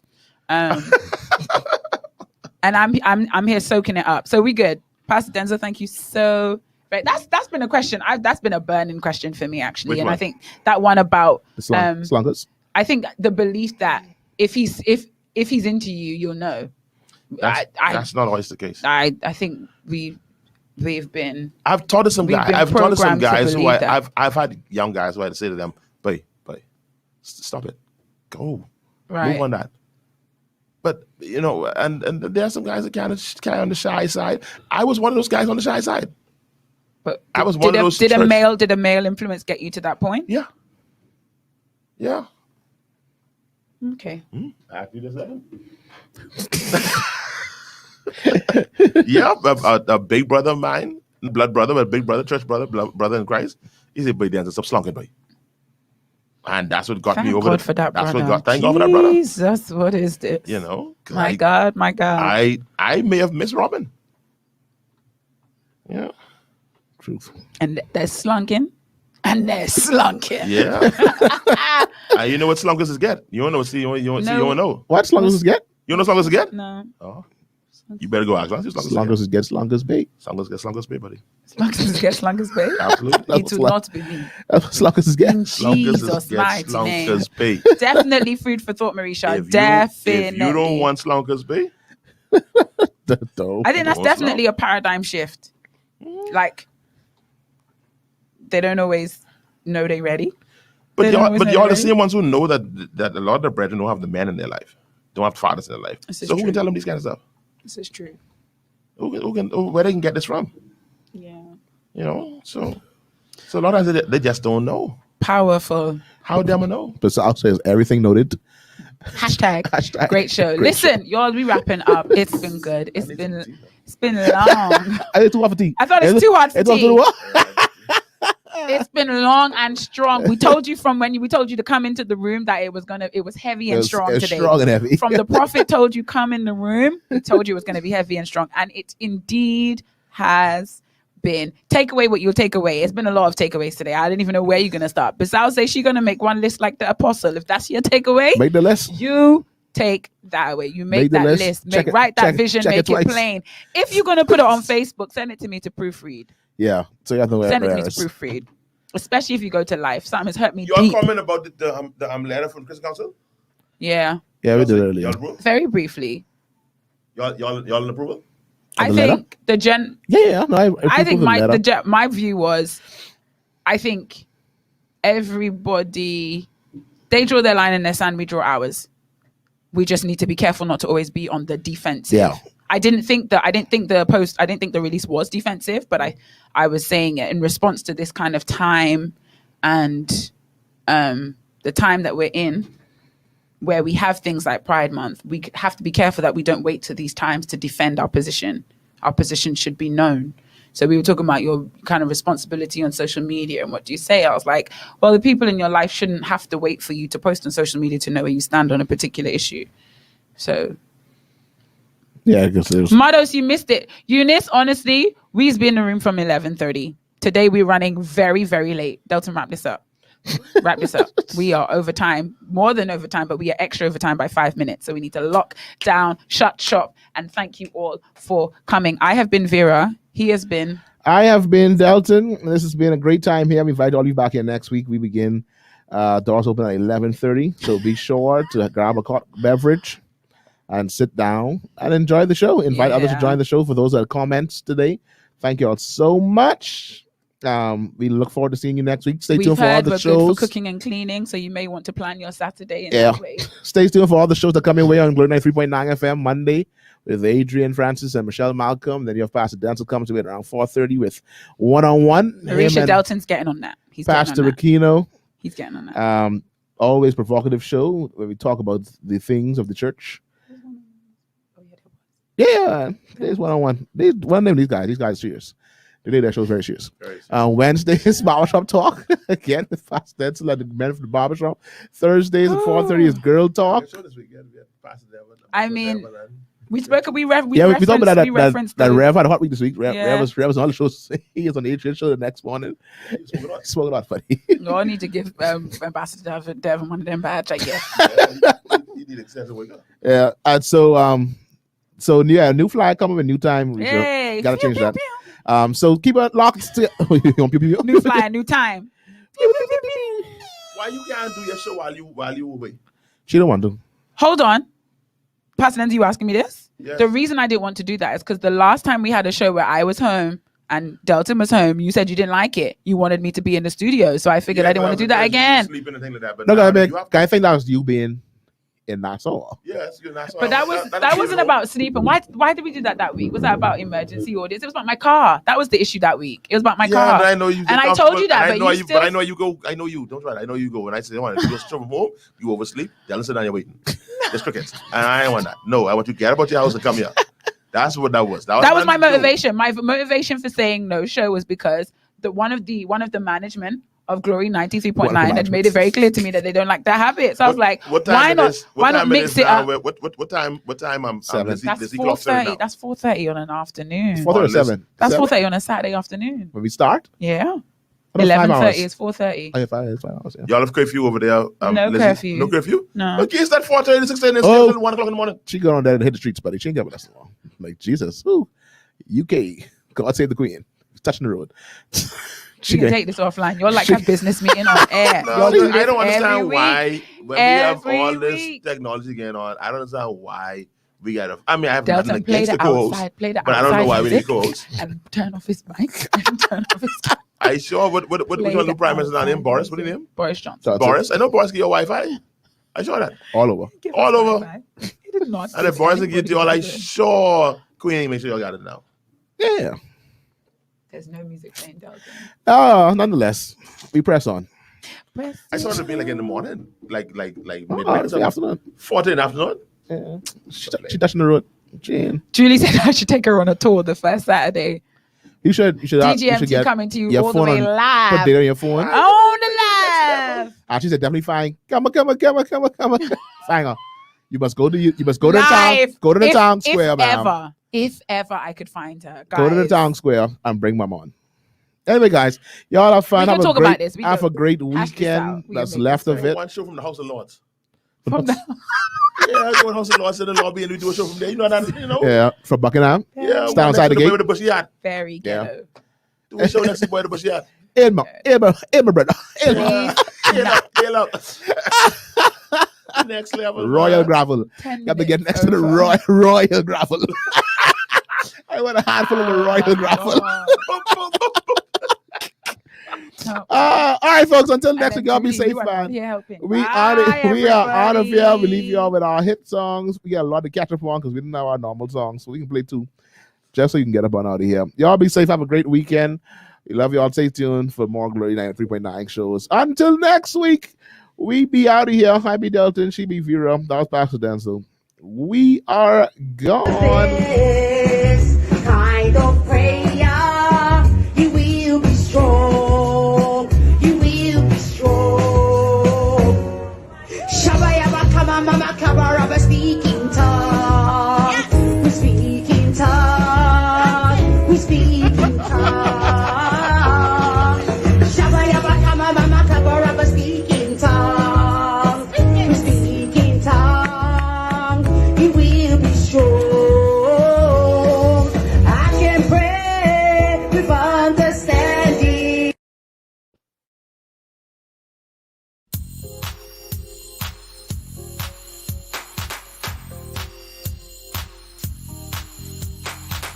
Hey y'all, this right here's the Bible Slide featuring the Freedom Band. And this time we're about to get holy, holy, holy, holy, holy. Holy, holy, holy. Everybody clap your hands. Clap, clap, clap, clap your hands. Clap, clap, clap, clap your hands. All right, we about to have some spiritual milk. To the left. Take a step of faith. Pray once this time. On the devil, let's stomp. On temptation, let's stomp. Bible slide real smooth. Now praise and shout. Woo! To the right. Take a step of faith. Jump out the boat. Right foot left. Don't look to the left. Don't look to the right. Backslide. No! Backslide. No! It's just a move. Let's win the lost. Go left. Take a scheme back now, y'all. 2 souls this time. 2 souls this time. Right fist, 2 pumps. Left fist, 2 pumps. Pray on your knees. Pray on your knees. Get holy with it. Oh, yeah. Come on. Bible slide now, y'all. Temptations. Turn them down. The harvest is ready. Take them back now, y'all. 5 souls this time. On principalities, let's stomp. On the bondage, let's stomp. They're not your friends. The devil's not your friend. On the devil, let's stomp. On temptation, let's stomp. Behave! Everybody raise your hands. Come on, y'all. Pray it out. How low can you go? Can you go down low? Drop your knees to the floor. How low can you go? He can bring it to the top. He can raise your face up. He can bring it to the top. 1 hop. Right foot now. Walk it out now, y'all. Bible slide. DFM.